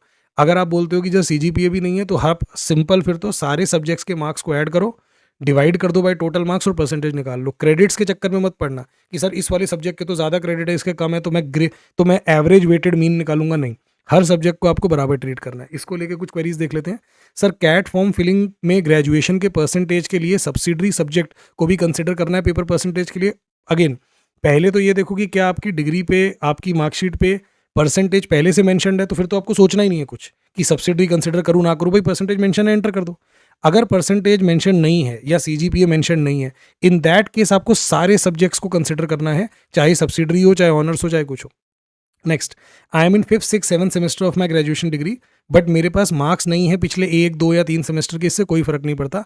सिंपल चीज़ याद रखो, जितने सेमेस्टर के मार्क्स अवेलेबल है उतने को यूज़ करके कैलकुलेट कर लो। तो अगर आपके पास 4 सेमेस्टर के हैं तो 4 को कैलकुलेट कर लो, 3 के हैं तो उन 3 की एवरेज ले, उन 3 के बेसिस पे अपनी परसेंटेज निकाल लो। 2 सेमेस्टर के, 1 सेमेस्टर के, जितने सेमेस्टर के मार्क्स या परसेंटेज है उनको यूज़ करते हुए calculate your percentage till now, ठीक है। बट हाँ, आपको ध्यान ये रखना है कि आपको सारे के सारे सेमेस्टर्स या सारे के सारे ईयर्स जिनका रिजल्ट आपके पास है उनको आपको चूज करना है। आप पिक एंड चूज नहीं कर सकते कि सेकंड सेमेस्टर में मेरा कम था, एक काम करता हूँ फर्स्ट थर्ड और फोर्थ गिन लेता हूँ, नहीं। या ये नहीं कर सकते कि मेरे जो पिछला सेमेस्टर था उसमें बहुत अच्छी परसेंटेज है तो मैं सिर्फ उसके उसके मार्क्स डाल देता हूँ, ये नहीं कर सकते। I have aggregate percentage of all my 3 years degree. Should I consider the percentage or the CGPA marks which is only for third year? तो सिर्फ थर्ड ईयर के नहीं, इसीलिए बोला जितने सेमेस्टर्स जितने ईयर के मार्क्स अवेलेबल हैं अब तक उन सबको आपको अकाउंट में लेना है, ठीक है। I am in the third year of my college, my university has not declared the result of second year, what should I do, is it possible to fill CAT form? Yes, आप अपने first year या first 2 semester के जो marks थे उसके basis पे percentage निकाल लो। I am in XYZ semester of my graduation degree, but मेरे पास कोई मार्क्स नहीं है क्योंकि अब तक एग्जाम्स ही नहीं हुए, आप कैट का फॉर्म नहीं भर सकते। लास्ट ईयर तक कैट इस सिनेरियो को कंसिडर करता था, but last year onwards CAT ने इस सिनेरियो को कंसिडर करना बंद कर दिया। कैट का मानना है कि यार अब तो पेंडेमिक नहीं हो रहा, तो अब तो ऐसा कहीं नहीं हो सकता कि आपके पास कोई परसेंटेज है ही नहीं, you will have to enter some of the other percentage.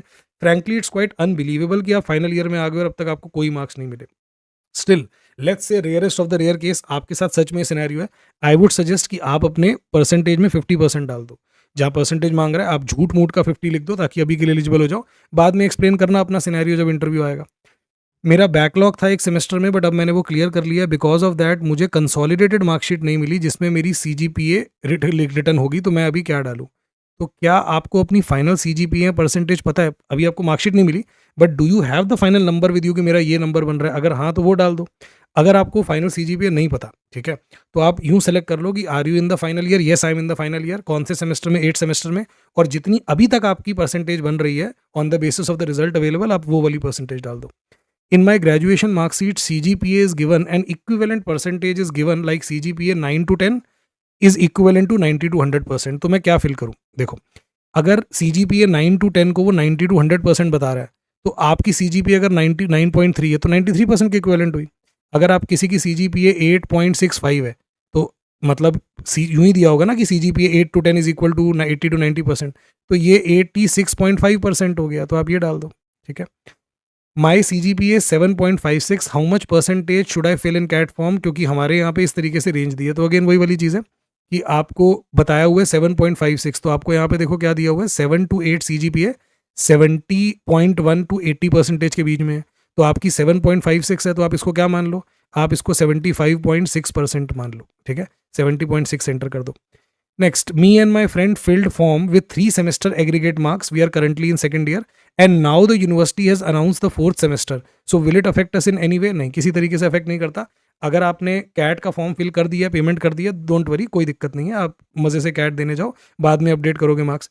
अगर आपने कैट के फॉर्म की पेमेंट अभी नहीं करी तो आपको क्या फिल करना चाहिए? जिसमें ज़्यादा परसेंटेज बन रही है। तो आप एक काम करो, थर्ड सेमेस्टर के हिसाब से आपके कितने बन रहे थे? लेट्स से 72% बन रहे थे। अगर फोर्थ सेमेस्टर ऐड करने पे ये बढ़ के 77% हो रहा है तो कर दो ऐड, अच्छी बात है। और अगर फोर्थ सेमेस्टर का ऐड करने पे ये लेट्स से कम हो रहा है, 70 या 69 हो रहा है, तो फिर आप रहने दो, आप फर्स्ट 3 के हिसाब से ही डालो। भाई किसको पता आपको फोर्थ सेमेस्टर का रिजल्ट कब आया था? भाई नहीं, आपको खुद ही नहीं पता लगा। आप तब तक फॉर्म भर चुके थे कैट का जब तक आया फोर्थ रिजल्ट, हू नोज। तो जहाँ पे फायदा हो रहा है वो वाला फिल करो, ठीक है। Do we have to put CGPA और aggregate marks for college in CAT form? क्योंकि जो CGPA गिवन है वो केवल लास्ट 2 सेमेस्टर को ध्यान में रखी गई है। क्या आपकी ग्रेजुएशन पूरी हो चुकी है और आपकी मार्कशीट पे फाइनल CGPA दे रखी है, चाहे जैसे भी दे रखी है। लेट्स से आपकी यूनिवर्सिटी ने क्या किया, समहाउ आपकी यूनिवर्सिटी ऐसी वीडियो है कि उसने सिर्फ लास्ट 2 सेमेस्टर के जो आपके मार्क्स थे उसके बेसिस पे फाइनल CGPA दिया। चाहे फाइनल CGPA कैसे भी कैलकुलेट किया हो, अगर आपको फाइनल CGPA दे दी है तो आप उसको मल्टीप्लाई कर दो फैक्टर से और जो भी आपका परसेंटेज आ रही है वो डाल दो, रिगार्डलेस कि वो कैसे कैलकुलेट किया गया है final CGPA। I have graduated and I have given for re-evaluation but the result has still not come. Should I submit the old GPA? अब ये डिपेंड करता है आपका बस वर्क एक्सपीरियंस है क्या। अब लेट्स से आपने वही मई 2024 में आपने ग्रेजुएट किया था, ठीक है। मई 24 में आपने ग्रेजुएट किया, मतलब आपके सारे एग्जाम तो क्लियर ही थे, आपने रीवैल्यूएशन के लिए भी दे दिया। अब अगर आप लिखते हो are you in the final year of graduation, आप लिखते हो यस, मतलब आपकी ग्रेजुएशन चल रही है। अब हुआ ये था कि आपने अगस्त 24 से जॉब भी ज्वाइन कर ली थी, तो आपका ये सारा का सारा वर्क एक्स तिलंडे में चला जाएगा अगर आप बोल देते हो कि आई am in the final year of graduation. तो अगर आपने जॉब ज्वाइन कर ली थी मई 2024 के बाद, अगस्त सितंबर अक्टूबर जब भी, तो आप लिख दो कि my graduation is complete. Are you in the final year? No. Have you completed graduation? Yes. और जो भी आपकी अभी तक परसेंटेज बनी है ओल्ड CGPA वो डाल दो।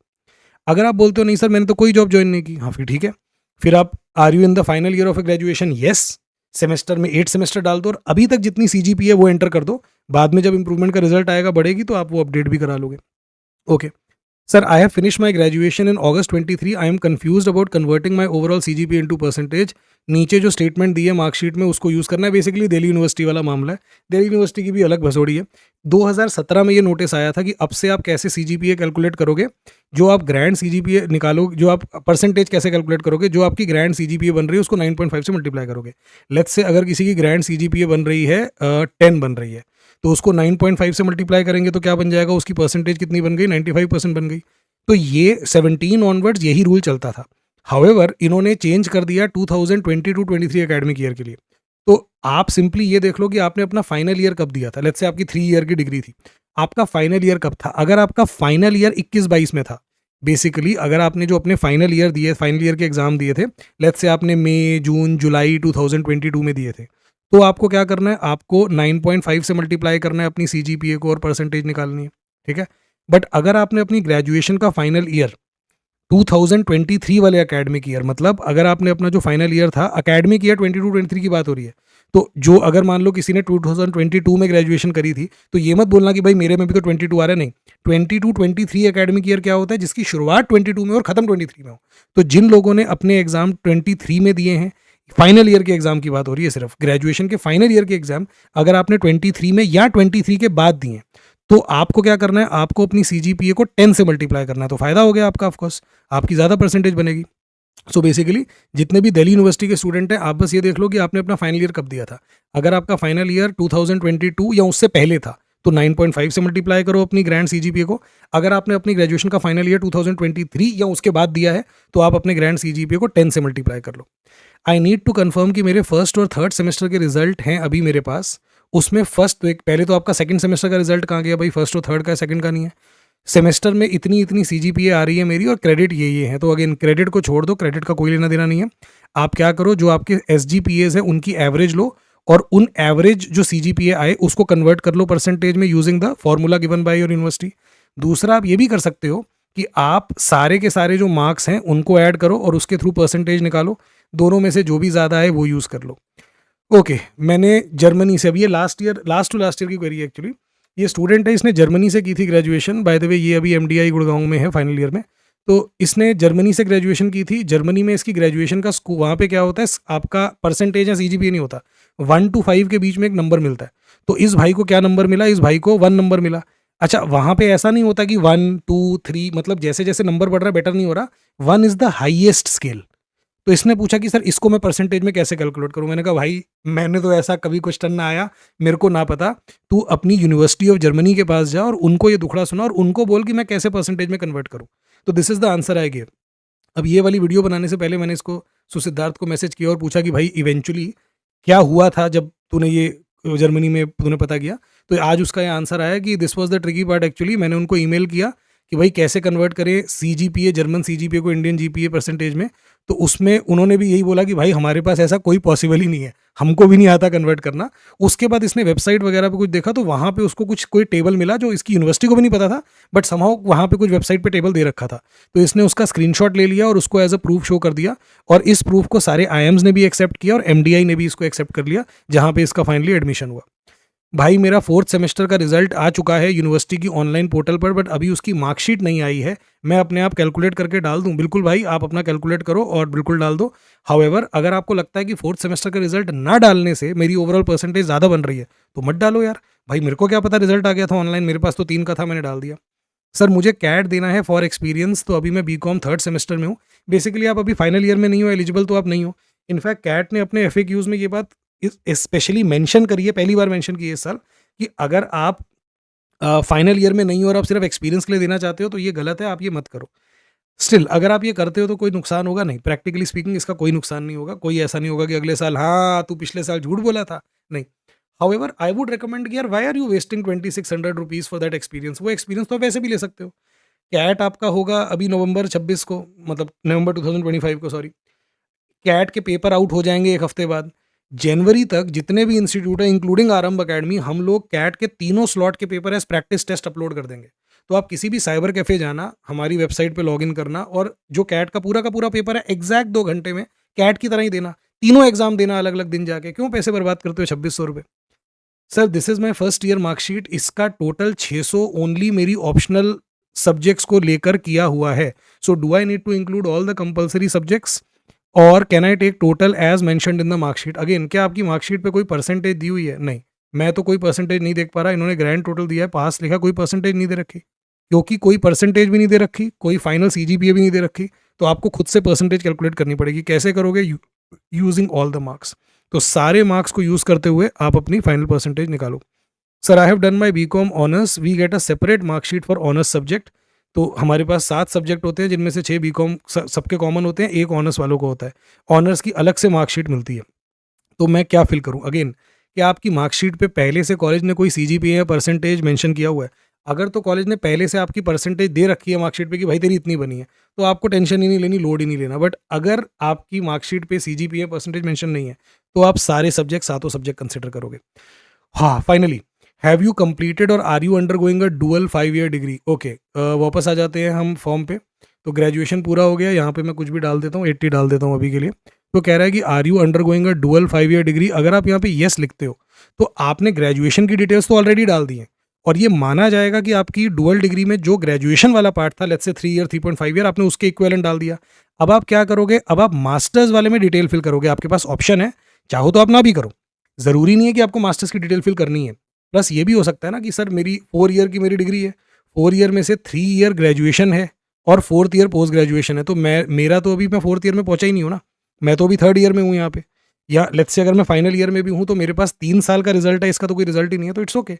ज़रूरी नहीं है कि आपको मास्टर्स का फिल करना ही है. बट हाँ, अगर आपके पास मास्टर्स के भी मार्क्स हैं, लेट्स से आपकी 5 ईयर की इंटीग्रेटेड कोर्स है जिनमें से फर्स्ट 3 ईयर ग्रेजुएशन है और लास्ट का 2 ईयर आपका पोस्ट ग्रेजुएशन है, और इसमें से भी आपके ये 3 साल पूरे हो चुके हैं, और जो 2 साल की पोस्ट ग्रेजुएशन है उसका भी 1 साल का रिजल्ट आपके पास आ चुका है. आप अभी सेकंड ईयर में हो, यानी फाइनल ईयर में हो, तो बिल्कुल आप मास्टर्स की भी डिटेल डालो, आपको फ़ायदा मिलेगा उसका, आपको एक्स्ट्रा मार्क्स मिलते हैं बी स्कूल में. तो ज़रूरी नहीं है ऑल्दो कि आप मास्टर्स की डिटेल डालो, बट अगर आप डाल सकते हो तो बहुत अच्छी बात है. सिमिलरली, अगर मान लो किसी ने एक नॉर्मल ग्रेजुएशन करी, उसके बाद पोस्ट ग्रेजुएशन करी, बीकॉम के बाद एमकॉम करी, बीए के बाद एमए करी, तो भी आपको अपनी मास्टर्स की डिटेल डालनी चाहिए. आपको इसके एडिशनल मार्क्स मिलते हैं. कुछ बी स्कूल्स में मास्टर्स डिग्री के अलग से वेट, अलग से मार्क्स होते हैं, मतलब 5 मार्क सिर्फ सीधा इसलिए कि आपने मास्टर्स डिग्री करी है. तो और ये किन बी स्कूल्स की बात करूँ, छोटे मोटे होंगे नहीं, आईएम्स, कुछ कुछ आईएम्स में भी है, तो ऑफकोर्स यू शुड फिल. अगर आपने डुअल डिग्री नहीं करी तो आप नो फिल करोगे, अगर करी है तो येस फिल करोगे. अगर आपने डुअल डिग्री करी है तो आपकी बैचलर्स तो ऑलरेडी आप मार्क्स डाल चुके हो. मास्टर्स इट्स योर चॉइस, डालना है डालो, नहीं डालना मत डालो, ठीक है.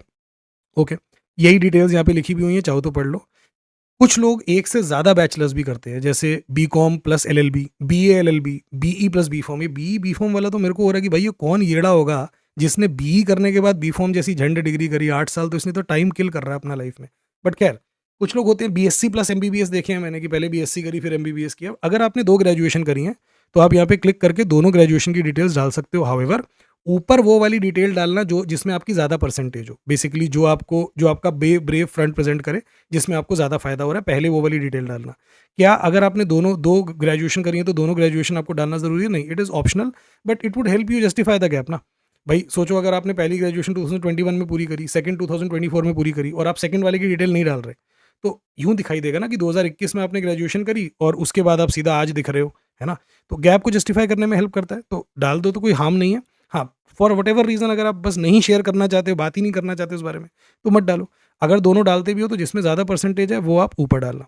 इसको लेके कुछ क्वेरीज हैं, अगर तो देख लेते हैं. तो पहले तो मैंने यहाँ पे बताया कि हैव यू कंप्लीटेड और are you undergoing a dual 5 year integrated course. अगर आप सच में परसू कर रहे हो या कंप्लीट कर चुके हो तो बिल्कुल आप येस कर दो. इन केस आप final year of dual integrated programme में हो तो ये माना जाएगा कि आपकी ग्रेजुएशन पूरी हो चुकी है. तो अगर आपका BTech plus MTech, BBA plus MBA final year में हो, your graduation is technically complete, और आप अभी मास्टर्स परसू कर रहे हो. तो if you are in the final year of your integrated course, so technically speaking you are pursuing master's degree, graduation पूरी हो चुकी है. अगर आपकी डुअल डिग्री पूरी हो चुकी है तो टेक्निकली इसका मतलब है कि आपकी ग्रेजुएशन और मास्टर्स दोनों पूरी हो चुकी है. In both cases if you will fill the details of the graduation year, तो आपको वो करस्पॉन्डिंग ईयर्स फिल करने हैं. वो आपको पता करना पड़ेगा कि आपके 5 साल में कितने साल ग्रेजुएशन के, कितने पोस्ट ग्रेजुएशन के. Okay, I have completed 5 years integrated MA course from IITM and the institute does not define UG and PG. तो पहले तो आपको रिटर्न में लेना पड़ेगा, वो लिख के आपको दें कि हम इस तरीके से कोई डिवीजन नहीं है. तो अगर इस तरीके से वो ये बोलते हैं कि कोई डिवीजन नहीं है, तो पहले 3 साल को ग्रेजुएशन मान लेना और लास्ट के 2 साल को बैचलर्स मान लेना। बट ये तब है अगर वो इस सच में इस बात को आपको प्रमाणित करते हैं, ठीक है? ओके। अगर आपकी एक से ज़्यादा बैचलर्स डिग्री हैं तो आप यहाँ पे क्लिक करोगे। अगेन पहले वो वाली डालना जिसमें ज़्यादा परसेंटेज हो, चाहो तो छोड़ भी सकते हो। फाइनली हम आ गए मास्टर्स डिग्री पे। जैसा मैंने बोला, मास्टर्स डिग्री अगर आपने सच में करी है तो आपको ज़रूर डिटेल डालनी चाहिए। यही बात मैंने यहाँ पे लिखी हुई है कि although it is optional but you should enter the details of masters degree.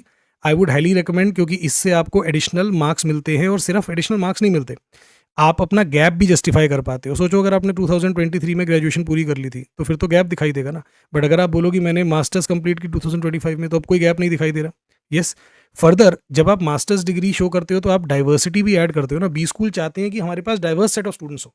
Diverse set of student का मतलब ये हो गया कि अलग अलग, तो मास्टर्स तो वैसे ही बहुत कम होते हैं, तो you would be adding to the diversity. तो there are all the reasons why you should declare your masters degree. The only reason in which you should not declare your master's degree is अगर आपकी masters degree अगले साल सितंबर तक at least उसके exam नहीं होने वाले। फॉर एग्जांपल, अगर मान लो कोई स्टूडेंट है जिसने इसी साल मास्टर्स डिग्री ज्वाइन करी है, और हो सकता है आप में से काफी सारे लोग हों जिन्होंने मई 26 में, जून 26 में, जुलाई 26 में ज्वाइन किया, आपको लगा हो कि यार गैप वैप होगा, फिल हो जाएगा। तो अंडरस्टैंड इसमें प्रॉब्लम क्या है कि आपकी जो मास्टर्स डिग्री है वो तो जल्दी से जल्दी भी होगी तो मार्च या अप्रैल 2028 में होगी। मतलब आप जब अगले साल बी स्कूल का इंटरव्यू दे रहे होगे तब तक आपका फर्स्ट ईयर के एग्जाम हुए होंगे, बेस्ट के सिनेरियो में शायद वो भी नहीं हुए होंगे। तो पहली दिक्कत तो ये हो गई कि आप अभी परसेंटेज क्या डालोगे भाई। अभी अगर आप मास्टर्स चूज करते हो तो कुछ ना कुछ तो परसेंटेज आपको डालनी पड़ेगी। आपके पास अभी तो कोई परसेंटेज वैसे भी नहीं होगी क्योंकि आपने इसी साल ज्वाइन किया, कोई एग्जाम तो हो ही नहीं। दूसरा जो दिक्कत है वो ये हो जाएगी आपको कि आप जब बी स्कूल का इंटरव्यू दे रहे होगे नेक्स्ट ईयर, तो वो आपसे बोलेंगे कि भाई आपने तो ऑलरेडी ये मास्टर्स डिग्री ज्वाइन कर रखी है और ये तो अगले साल पूरी होगी, तो आप 2 मास्टर्स डिग्री कैसे साथ में करोगे? एमबीए भी मास्टर्स कर रहे होगे, ये भी कर रहे होगे। अब आप बोलोगे अरे सर आप मुझे हाँ तो बोलो, इसको तो अभी थूकता हूँ इस डिग्री पे मैं। तो उस पर फिर वो पूछेंगे कि आपने ये ज्वाइन क्यों किया था, आप टाइम वेस्ट कर रहे थे, आपने एक सीट वेस्ट करी, कि आप श्योर नहीं हो, कि आप क्लियर हो कि आप क्या करना चाहते हो। पॉइंट इज आप इसको कुछ भी कर लो, आप इसको जस्टिफाई नहीं कर पाओगे। There would be questions and cross questions और आप उसी में फंस जाओगे, and that is not somewhere you want to get to. तो अगर आपने इसी साल मास्टर्स डिग्री ज्वाइन करी है, या लेट्स कीप इट सिंपल, अगर आपकी मास्टर्स डिग्री नेक्स्ट ईयर तक जून जुलाई तक एटलीस्ट उसके एग्जाम कंडक्ट हो जाएंगे अगर, तो ठीक है। मतलब अगले साल तक जून जुलाई तक मास्टर्स डिग्री के मेरे एग्जाम कंडक्ट हो जाएंगे, रिजल्ट चाहे बाद में आए, दैट इज फाइन। बट अगर आप बोलते हो कि नहीं सर नेक्स्ट ईयर तक तो मेरी मास्टर्स पूरी नहीं होने वाली, तो प्लीज आप अपनी मास्टर्स डिग्री की इन्फॉर्मेशन अपने तक ही रखिए, ये फिल मत करिए। फॉर ऑल अदर सिचुएशंस बिल्कुल आपको मास्टर्स डिग्री फिल करनी चाहिए, सिर्फ तब नहीं फिल करनी चाहिए अगर आपकी नेक्स्ट ईयर तक मास्टर्स डिग्री कंप्लीट नहीं होने वाली, ठीक है। I am a general EWS या EWS and NC OBC category candidate. मेरे 49% थे बैचलर्स में, बट मेरे मास्टर्स में 51 है। Am I eligible for CAT? No. Understand कि आपकी कैट की जो एलिजिबिलिटी होती है वो बैचलर्स डिग्री के बेसिस पे होती है, मास्टर्स पे नहीं होती। तो अगर आपके मास्टर्स में 95% भी आ गए तो, बट अगर आपके बैचलर्स में 49% से कम है and you belong to general EWS या NC OBC category, you are not eligible for CAT. Likewise अगर आप एससी एसटी या पीडब्ल्यूडी कैंडिडेट है तो ग्रेजुएशन में 45% होने चाहिए for you to be eligible. I am pursuing masters in engineering और इंजीनियर्स को डिसएडवांटेज होती है सिलेक्शन में, तो क्या मुझे मास्टर्स मेंशन करनी चाहिए? अगेन आपकी जो स्ट्रीम डिटरमिन होती है ना, वो जो आप डिसएडवांटेज की बात कर रहे हो इंजीनियरिंग वाली, वो ग्रेजुएशन के बेसिस पे होती है। तो आपने अगर ग्रेजुएशन में बीटेक करी है, मास्टर्स में आपने एमटेक करी हो, एमएससी करी हो, एमबीए किया हो, कुछ भी किया हो, उससे फर्क नहीं पड़ता, वो आपको आपकी ग्रेजुएशन के बेसिस पे देखा जाएगा। तो अगेन अगर आप जो भी मास्टर्स परस्यू कर रहे हो इंजीनियरिंग में, किसी और चीज में, अगर वो अगले साल के सितंबर तक उसके एग्जाम्स, फाइनल एग्जाम्स हो चुके होंगे, तो बिल्कुल आपको मेंशन करना चाहिए। सर मैं एमबीए बीएचयू से कर रहा हूं लेकिन मुझे फिर से कैट देना है, तो क्या मुझे फॉर्म में मास्टर्स शो करना चाहिए? अगर आपकी मास्टर्स नेक्स्ट ईयर सितंबर तक इसके एग्जाम्स एटलीस्ट हो जाएंगे तो बिल्कुल आपको मेंशन करना चाहिए। बट सर वो पूछेंगे कि दोबारा एमबीए क्यों कर रहे हो, तो हाँ उसके आप रीजन दोगे, आप बताओगे कि आपके क्या रीजन है, और वो जीडीपीआई वैट टाइम पे हम बात भी कर लेंगे। बट देयर आर पीपल जो एक बार एमबीए करने के बाद दूसरी बार एमबीए करते हैं इंडियन बी स्कूल से ही। बाहर के बी स्कूल से तो काफी लोग करते हैं, but there have been cases जहां पे किसी बंदे ने, लेट्स से एक मेरा स्टूडेंट था, उसने आईबीएस हैदराबाद से एमबीए किया, but he was not satisfied, उसने दोबारा से फिर एग्जाम दिया और उसके बाद उसने आईएम रायपुर या रांची से एमबीए किया। तो इट इज परफेक्टली फाइन, वो अपने रीजंस आप दोगे। बट देन अगेन अगर आपने लेट्स से अगर आपने इसी साल कहीं पे एमबीए ज्वाइन किया था और आप चाहते हो कि यार एक बेटर बी स्कूल में जा पाओ, और ऐसा भी बहुत लोग करते हैं। लास्ट ईयर एक स्टूडेंट था, उसका यूबीएस चंडीगढ़ निकला, उसने यूबीएस चंडीगढ़ ज्वाइन कर लिया, कम ही फीस होती है यूबीएस चंडीगढ़ की, और उसने फिर इवेंचुअली क्या हुआ, उसने लास्ट ईयर कैट भी दिया यूबीएस चंडीगढ़ ज्वाइन करने के बाद, और इस साल फाइनली उसका एक्सएलआरआई हो गया तो उसने छोड़ दिया यूबीएस चंडीगढ़। बट वो उसने कहीं मेंशन नहीं किया था, क्योंकि अगेन अगर आप ये मेंशन करोगे कि मैं इस बी स्कूल में पढ़ रहा हूँ और ऑफ कोर्स आपका बी स्कूल ज्वाइन करने के लिए मैं ये वाला छोड़ने वाला हूँ, तो वही क्वेश्चन आएंगे कि आपने सीट वेस्ट करी, आपने ऐसा क्यों किया, आपको ऐसा नहीं करना चाहिए था। I am currently pursuing PG diploma in human resource development, 1 year diploma course है, इसको कहाँ मेंशन करूँ? इसको मेंशन नहीं कर सकते। Like I said, there is no place to mention any post graduate diploma in the CAT form, सिर्फ आप मास्टर्स डिग्री मेंशन कर सकते हो। फाइनली लास्ट पार्ट पे आ गया, अदर प्रोफेशनल डिग्री। मैंने सोचा था 2 बजे तक पूरी हो जाएगी, 2:30 बज गए, पूरी नहीं हुई। प्रोफेशनल डिग्रीज का मतलब क्या होता है? ये नहीं कि कोई भी प्रोफेशनल डिग्री आप फिल कर सकते हो, जो मेरे मन में आ रहा है वो फिल कर दूंगा, नहीं। आपके पास सिर्फ 4 ऑप्शन है। एक है ये FIAI, ये basically fellowship of Indian actuaries करके होता है।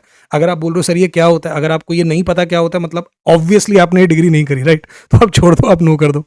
अच्छा, और क्या होते हैं? CA चार्टर्ड अकाउंटेंसी पता होगा, कंपनी सेक्रेटरी आपको पता होगा, ऐसी ICW होता है।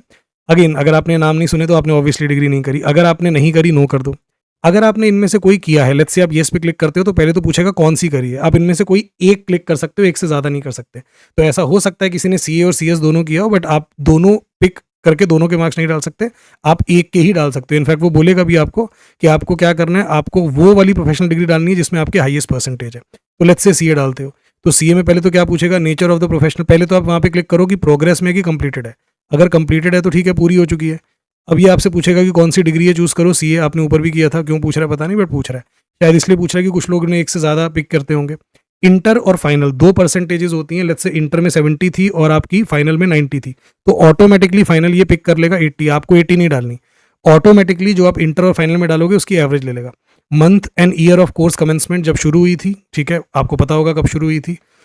आर्टिकलशिप पीरियड कितने मंथ्स में, तो आपको पता होगा CA में आर्टिकलशिप होती है 12 महीने, 24 महीने, जितनी भी आपने करी है, जितनी आपकी आर्टिकलशिप पूरी होगी ये बता दो। Month and year of course commencement, simple. अब यही अगर आप कंप्लीटेड ना करके इन प्रोग्रेस करोगे तो बस ये आपसे सेकंड वाला फाइनल परसेंटेज नहीं पूछेगा। अगेन आप चूज करोगे CA, इंटर के मार्क्स डालोगे, लेट्स से 80, फाइनल अभी आपका हुआ ही नहीं, वरना तो कंप्लीट हो जाता। कोर्स कमेंसमेंट और कोर्स कंप्लीशन पूछेगा, डेट्स और आर्टिकलशिप का period. Same for all these 3, इनमें से कोई भी पिक करोगे यही मांगेगा। यही अगर आप ऊपर फेलोशिप वाला पूछते तब वहाँ पे आपको एडिशनल दे देगा कि इसका भी आप डाल दो, फाइनल एग्रीगेट परसेंटेज डाल दो। यहाँ पे कोई इंटर विंटर वाला नहीं होता, ये या तो आपने किया या नहीं किया। तो परसेंटेज, कोर्स कमेंसमेंट, कंप्लीशन पूछेगा। अगर आपने इन दोनों में से कुछ नहीं किया, नो डाल दो, आपको कुछ पिक करने की ज़रूरत नहीं है। ये लो जी, हमने दोनों को नो कर दिया। ओके, अब हम सीधा क्या करेंगे? सेव एंड नेक्स्ट करेंगे। You should have minimum gap of 2 years between HSC and year of completion of 12th। तो बेसिकली मैंने क्या कर दिया होगा ऊपर, मैंने 10th और 12th में 2 साल का गैप नहीं दिया, तो ये मना कर रहा है भाई ऐसे कैसे, तूने 19 में 10वीं करी और 20 में तूने 12वीं कर ली, ऐसा नहीं हो सकता ना। तो मैं एक काम करता हूँ, इसको अभी के लिए 18 कर देता हूँ ताकि ये दिक्कत ना दे। तो these are the things you have to keep in mind कि 10th और 12th में 2 साल का गैप होना चाहिए। Month and year of completion for HSC, तो मैंने 12वीं का मंथ ऑफ कंप्लीशन नहीं पिक किया, ऐसा ये बोल रहा है। तो ये रहा 12वीं का मंथ, मार्च है, ईयर है। Please select the month of completion under HSC। Okay, कर लेते हैं यार, ये लो जून कर लेते हैं, ठीक है, अब सही है, कोई दिक्कत नहीं। Okay okay, please select month year of completion under SHC 12th, यही तो किया यार। ये 10th है, एक मिनट यार, इसको दोबारा से ही कर देते हैं। ये मैंने यहाँ पे 12th कर दिया, सेलेक्ट कर लिया मैंने CBSC, यहाँ पे मैंने मार्च कर दिया, ठीक है। यहाँ पे मैंने 2020 था ना, 21 कर देते हैं लोग, ठीक है, अब सही है। डिसिप्लिन मैंने यहाँ पे कॉमर्स कर दिया, यहाँ पे मैंने प्रमोशन पास कर दिया और मैंने यहाँ पे डिक्लेरेशन साइन कर दिया। अब सही है भाई, अब तो कोई दिक्कत नहीं। तो ऐसा कभी कभी हो सकता है। Please enter other degree name first under bachelor, अच्छा वो मैंने पिक किया हुआ क्या? ओके, मैंने यहाँ पे अदर कर दिया था, फिलहाल अब इसको मैं बैचलर्स ऑफ फार्मेसी कर देता हूँ, ठीक है। तो जब जब आपने कोई गलती होगी आपको बता देगा कि भाई पहले तो वो ठीक करके, अब कोई गलती नहीं थी, सब सही था, तो ये मान गया, फिल हो गया। अब मैं नेक्स्ट पार्ट पे आ गया, वर्क एक्सपीरियंस, वो मैं नेक्स्ट वीडियो में बताऊंगा। अभी जल्दी से इसमें मैं कुछ क्वेरीज देख लेता हूँ। सो ये सेक्शन मैंडेटरी नहीं है, पहले तो ये जान लो, प्रोफेशनल डिग्री वाला। ये मैंडेटरी सिर्फ उनके लिए जिन्होंने ग्रेजुएशन की डिटेल शेयर नहीं की। तो जैसे वो सागर गर्ग था, ग्रेजुएशन की डिटेल नहीं शेयर करी, उसको यहाँ पे डालना पड़ेगा डिटेल, और उसको कंप्लीटेड ही सेलेक्ट करना पड़ेगा। अगर आपने प्रोफेशनल डिग्री कंप्लीट नहीं की है और आपने ग्रेजुएशन की डिटेल भी नहीं डाली, तो you are not eligible for CAT, ठीक है। ओके, जिन लोगों की क्राइटेरिया ग्रेजुएशन के थ्रू मीट हो रहा है, और लेट्स से आप में से भी कुछ ऐसे लोग हैं जिन्होंने CA पूरा किया या CA एटलीस्ट इंटरमीडिएट क्लियर किया, should you mention this? I would highly recommend कि आप अगर इनमें से कोई भी प्रोफेशनल डिग्री परसू कर रहे हो और इंटरमीडिएट लेवल क्लियर कर चुके हो, एटलीस्ट पूरा कर चुके हो तो बेस्ट है। इंटरमीडिएट भी किया तो आई वुड हाईली रिकमेंड कि आपको ये शो करना चाहिए, आपको डिटेल शो करनी चाहिए। इससे आपकी अकेडमिक वर्सिटैलिटी आपको दिखाने को मिलती है कि भाई मैंने ये किया, साथ में ये भी किया। दूसरा, अगर आपके ग्रेजुएशन में परसेंटेज थोड़ी कम है तो आप जस्टिफाई कर सकते हो ना, साथ में मैं ये भी कर रहा था, राइट? तो पॉजिटिव ही है ये। Are you a fellow of Indian Institute of Actuaries in India? Again, अगर आपने ये कोर्स पूरा किया है तो आप इस पे यस कर सकते हो और अपनी परसेंटेज और डेट ऑफ कमेंसमेंट वगैरह डाल सकते हो। इन तीनों में से कोई अगर आपने प्रोफेशनल डिग्री की है, अगर आपने इनके अलावा कोई प्रोफेशनल डिग्री की है तो वो डालने की कोई जगह नहीं है कैट में। अगर आपने इनमें से कोई डिग्री परसू कर रहे हो या पूरी कर चुके हो, अगेन परसू का मतलब ये नहीं है कि सर मैं अभी बस पहला वाला लेवल देने वाला हूँ, मैंने अभी तैयारी शुरू की है, नहीं। कम से कम इंटरमीडिएट लेवल आपने क्लियर किया होना चाहिए, ठीक है। तो जो भी आपने इनमें से प्रोफेशनल डिग्री चूज की है उसको सेलेक्ट कर लो। एक से ज़्यादा की है तो एक से ज़्यादा सेलेक्ट कर लो, बट डिटेल्स एक की डाल पाओगे जिसमें ज़्यादा परसेंटेज है। अगर आप परसू कर रहे हो तो आपको सिर्फ इंटर के मार्क्स डालने हैं। अगर आप कंप्लीट कर चुके हो तो इंटर और फाइनल के दोनों के मार्क्स डालने हैं। जो जो टोटल फाइनल एग्रीगेट परसेंटेज है वो खुद से कैलकुलेट कर लेगा एवरेज लेके। CACS है तो मेंबरशिप नंबर रहना ज़रूरी है क्या? नहीं, मेंबरशिप नंबर ज़रूरी नहीं है। मैंने CA का इंटरमीडिएट एग्जाम दिया, ऑल्सो क्वालिफाइड, बट फाइनल नहीं हुआ, तो क्या मैं फॉर्म में डिटेल्स फिल करूं? भाई अगर आपकी कैट की एलिजिबिलिटी ग्रेजुएशन के थ्रू मीट हो रही है तो आपके लिए ऑप्शनल है, बट स्टिल अगर आपने इंटरमीडिएट एग्जाम क्लियर किया तो इट्स एन अचीवमेंट, आपको शो करना चाहिए। ऑल्दो आप चाहे आप परसू नहीं भी कर रहे आज CA, तब भी आप कर सकते हो। एक भाई ने ऐसे ही पूछा कि मैं BCom कर रहा था, मैं CA परसू कर रहा था, फिर मैंने CA छोड़ दी, फिर मैं LLB करने लग गया, अब मैं LLB ही कर रहा हूँ, मेरा CA से कोई लेना देना नहीं है, क्या मैं मेंशन करूँ? छोड़ दो। अगर आपको लग रहा है कि यार एडिशनल बेकार में जवाब देने पड़ेंगे, 4 और चीज़ें पूछेंगे, मत मेंशन करो। ओके, मैंने CA इंटर पूरा किया था और 7 महीने की आर्टिकलशिप भी पूरी की थी, उसके बाद मैंने CA छोड़ दिया, क्या मुझे मेंशन करना चाहिए ऑल्दो मेरी एलिजिबिलिटी ग्रेजुएशन से मीट हो रही है? आई वुड से कि देखो, अगर आपने इंटरमीडिएट लेवल क्लियर किया था, 7 महीने की इंटर्नशिप भी की है, you can mention, there is no harm in that. Further अगर आपकी पूरी की पूरी प्रोफाइल में कोई गैप है तो आप वो गैप भी जस्टिफाई कर पाओगे। बाकी अगर आपको ये है कि नहीं यार मैं बात करना ही नहीं चाहता, I don't want to talk about CA, तो छोड़ दो। No that articleship work experience नहीं होता। आई होप सबको ये पता है, articleship is not considered work experience. Finally save and next कर दीजिए। एक बार जब आप सेव एंड नेक्स्ट करेंगे तो ऑटोमेटिकली आपको नेक्स्ट पेज पे ले जाएगा, which is about work experience, जिसके बारे में मैं नेक्स्ट वीडियो में बताने वाला हूं। प्लीज रिमेंबर कि आपके लिए एक बहुत इंपॉर्टेंट पॉइंट ये है कि आप जो भी ग्रेजुएशन या पोस्ट ग्रेजुएशन कर रहे हैं उसका जो फाइनल रिजल्ट है वो आपके पास December 31st 2027 तक होना चाहिए। मतलब अगर आप अपनी ग्रेजुएशन डिग्री जो भी परसू कर रहे हैं उसका final result, not the degree but उसका फाइनल रिजल्ट आपके पास होना चाहिए कि भाई मेरा जो आखिरी सेमेस्टर या आखिरी ईयर था उसका रिजल्ट आ गया है और मेरे जितने एग्जाम मुझे मैंडेटरी थे ग्रेजुएशन पूरी करने के लिए वो मैं क्लियर कर चुका हूँ, इसका प्रूफ आपके पास होना चाहिए टिल 31 दिसंबर 2027। सिमिलरली अगर आप मास्टर्स डिक्लेयर कर रहे हैं कि मैं परसू कर रहा हूँ तो वो तभी डिक्लेयर करना अगर आपके पास 31 दिसंबर 2027 तक मास्टर्स डिग्री के सारे एग्जाम्स को क्लियर करने का प्रूफ हो जाएगा। ऑफ कोर्स अगर आप कैट को कांटेक्ट करना चाहें तो this is the help desk, the numbers and the email ID. Finally जैसे आपको मैं बता रहा हूँ, this was the part 3 of academics, अभी कंप्लीट हो गई है। अगर आपके पास कोई भी क्वेरीज है एकेडमिक सेक्शन को लेके, put it in the comments, I will answer. अगर आपके कोई रजिस्ट्रेशन या personal details, caste certificate, anything, name, date of birth, तो उसको आप पार्ट 2 के कमेंट्स में डालिएगा। मेक श्योर कि अपने कमेंट्स रेलेवेंट वीडियो के अंदर ही डाल रहे हैं। नेक्स्ट पार्ट में मैं वर्कएक्स के बारे में बात करूंगा और ये मैं अगस्त में ही रिलीज कर दूंगा, I promise you that. And finally एक लास्ट पार्ट होता है programmes, test cities and payment को लेके। तो बाकी जो दोनों पार्ट है वो भी अगस्त में आ जाएंगे। और जैसे मैंने बोला था 1 सितंबर से पहले पेमेंट मत करिएगा, अगर आप करेंगे तो फिर you are doing it at your own risk. All right, let's आरंभ।